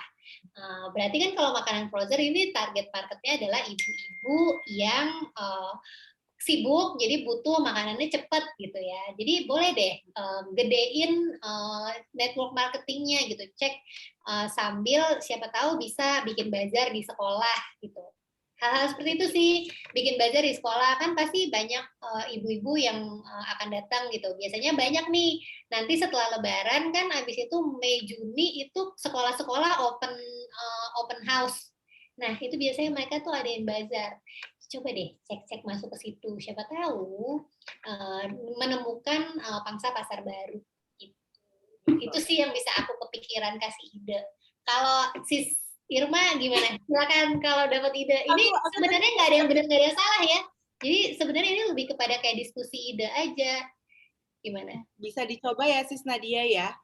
Semua hal gitu ya. Kalau menurut aku tadi ketika kita ketik dan kemudian keluarlah aku makanan frozen, menurut aku kenapa harus putus asa gitu? Karena ini benar-benar bersaing banget dan pasarnya ada banget gitu ya. Dan makanan frozen ini kan sebenarnya berarti lebih mudah lagi untuk dijangkau oleh banyak orang gitu. Jangkauannya luas. Nggak kayak mungkin salad buah yang kita harus mikirin mayonesnya dan lain-lain gitu. Terbatas. Nah, makanan frozen ini kan pertama kita bisa simpen dengan waktu yang cukup lama, terus kemudian bisa dikirim dengan jangkauan yang luas. Nah, kalau menurut aku sih kalau untuk makanan frozen mungkin bisa ditambahnya risetnya. Jadi lebih kayak tingkatin kualitasnya. Orang biasanya sih kayak gitu. Sama dikasih apa ya? Dipermudah ketika kita ingin si makanan frozen itu kita masak. Jadi kayak kan sekarang banyak juga nih makanan kemas sedikit-sedikit per serving ya. Iya gitu bagus tuh. Ya kan, jadi orang kan sekarang biasanya makanan frozen terus harus banyak sekali dibuka bingung terus dilipet-lipet dan lain sebagainya. Atau kalau udah beku biasanya susah dipisahkan gitu-gitu ya. Nah, mungkin kalau aku pribadi nih sebagai customer berharap kalau ada yang lebih memudahkan aku ketika aku mau masaknya satu-satu porsi buat diriku sendiri pasti akan lebih mudah. Nah, mungkin lebih kayak gitu. Jadi kreativitasnya sih. Gitu itu ide bagus banget sih. Nanti aku akan bilang deh semua temanku yang jualan makanan frozen ya, tolong bisa per serving. Jadi kita nggak susah tuh pisahinnya ketika mau ngolah gitu ya. Betul. Ya, bagus. Emang bisnis tuh it's about idea. Semoga bermanfaat ya. Oke, baik. Kasih giveaway sis untuk customer yang loyal, benar banget. Ini juga bisa, karena aku juga ada tadi kalau dibilang just tip ya sis Nadia ya, aku juga suka just tip, dan itu tuh pasti ngebangunnya. Karena kan kalau dibicara just tip, padahal produknya ada, kita bahkan naikin harga dari harga normalnya gitu, dan orang masih tetap mau, artinya orang hanya butuh kepercayaan sama kita, ya kita harus melayani dengan baik. Gitu. Oke, baik. Nampaknya juga kita harus langsung kepada hampir sampai nih di penghujung acara. Sis Nadia, kayaknya kalau ini kita video callan nggak mau selesai gitu ya. Kalau dibikin ada lagi setelah buka puasa bisa sampai sahur nih, seru banget ngobrolnya. Ya benar. Benar, apalagi kalau ada problem-problem terus kita saling kasih ide sih emang, Masya Allah, ini jadi satu masa yang tidak ingin cepat selesai. Oke, Sis Nadia, terakhir pesan-pesan untuk para sisters yang ada di sini, dan juga mungkin para sisters yang ingin memberikan testimoni nih untuk Sis Nadia penyampaiannya. Boleh juga ya raise hand ya, atau tulis di kolom komentar bagaimana Sis Nadia menyampaikan materi hari ini dan apa manfaatnya untuk para sisters semuanya. Tapi sebelumnya kita berikan kesempatan untuk Sis Nadia menyampaikan pesan-pesan untuk para sisters. Silahkan. Oke, aku sudah siapkan closing statement. Nih, mari kita manfaatin yuk momentum Lebaran ini dengan semangat meningkatkan profit bisnis. Tapi lagi-lagi ingat ya, hidup tuh terus jalan. Jangan sampai setelah momentum ini berakhir, kita tuh jadi lengah lagi. Jadi kuatkan sabuk pengaman, explore lagi lebih dalam kemampuan usaha si semua, dan selalu berkembang jadi yang lebih baik. Keuangan itu adalah cuma satu pilar dari banyak pilar dalam bisnis kamu. Jadi memang pelan-pelan berproses, ini bukan PR yang selesai dalam semalam. Jadi balik lagi ya, pebisnis itu mentalnya emang baja banget. Jadi satu hal yang bisa saya kasih untuk si semua adalah semangat. Semoga bulan ini menjadi bulan yang penuh berkah untuk kita semua. Demikian. Oke, baik. Baik, ini ada testimoni dari Sis Kinta. Super senang banget sore ini. Makasih ya Sis Nadia, seru banget ngobrol online-nya, bikin aku tambah wawasan dan manfaat. Dan terima kasih juga untuk Sisternet untuk kelas webinarnya. Terima kasih juga untuk para sisters yang sudah mengikuti webinar pintar kali ini. Makasih banget untuk Sis Nadia. Semoga bisa berjumpa di lain kesempatan dan pastinya tetap kita saling memantau di media sosial ya, insya Allah. Karena untuk business owner tuh network is everything menurut saya. Jadi mudah-mudahan kita bisa saling memberikan berkat, saling memberikan ide, dan semuanya lancar-lancar dan makin berkembang bareng sama-sama. Amin, insya Allah untuk sesuatu yang lebih baik. Dan tentunya juga para sisters kita berkumpul bersama dalam wadah Sisternet. Jadi untuk para sisters, lagi-lagi Rema ingetin yang belum download aplikasi Sisternet, karena di dalamnya ini banyak banget informasi yang edukatif, kreatif, dan pastinya juga banyak kesempatan untuk para sisters meningkatkan kualitas diri para sisters. Jadi langsung aja ikuti Sisternet yang bisa di-download aplikasinya di Play Store ataupun App Store ya. Jadi semuanya sudah ada, tinggal rajin-rajin pokoknya. Oke, terima kasih banyak untuk para sisters. Mohon maaf nih jika ada kekurangan dalam aku sebagai moderator. Mohon maaf sekali dengan banyaknya halangan juga hari ini. Semoga tidak mengurangi semangat para sisters untuk tetap maju dan bisa berjumpa kembali dalam rangkaian aktivitas dari Sisternet. Terima kasih Sis Nadia. Sister semuanya, terima kasih. Sampai jumpa lagi ya. Jangan lupa untuk share juga di media sosial para sisters ya, kegiatan seru hari ini, tag ke Sisternet ID dan juga ke XL Aksiata. Kita foto dulu sebelumnya, boleh semuanya di open cam. Oke. Sebelum kita mengakhiri kelas hari ini ya, semuanya boleh open cam. Aku akan hitung 2 kali gaya ya. Siapin gaya para sister. Ini sudah siap bola open cam? Oke, baik. Dalam hitungan, boleh yang tadi belum open, boleh open dulu sekarang. Berikan senyum terbaik.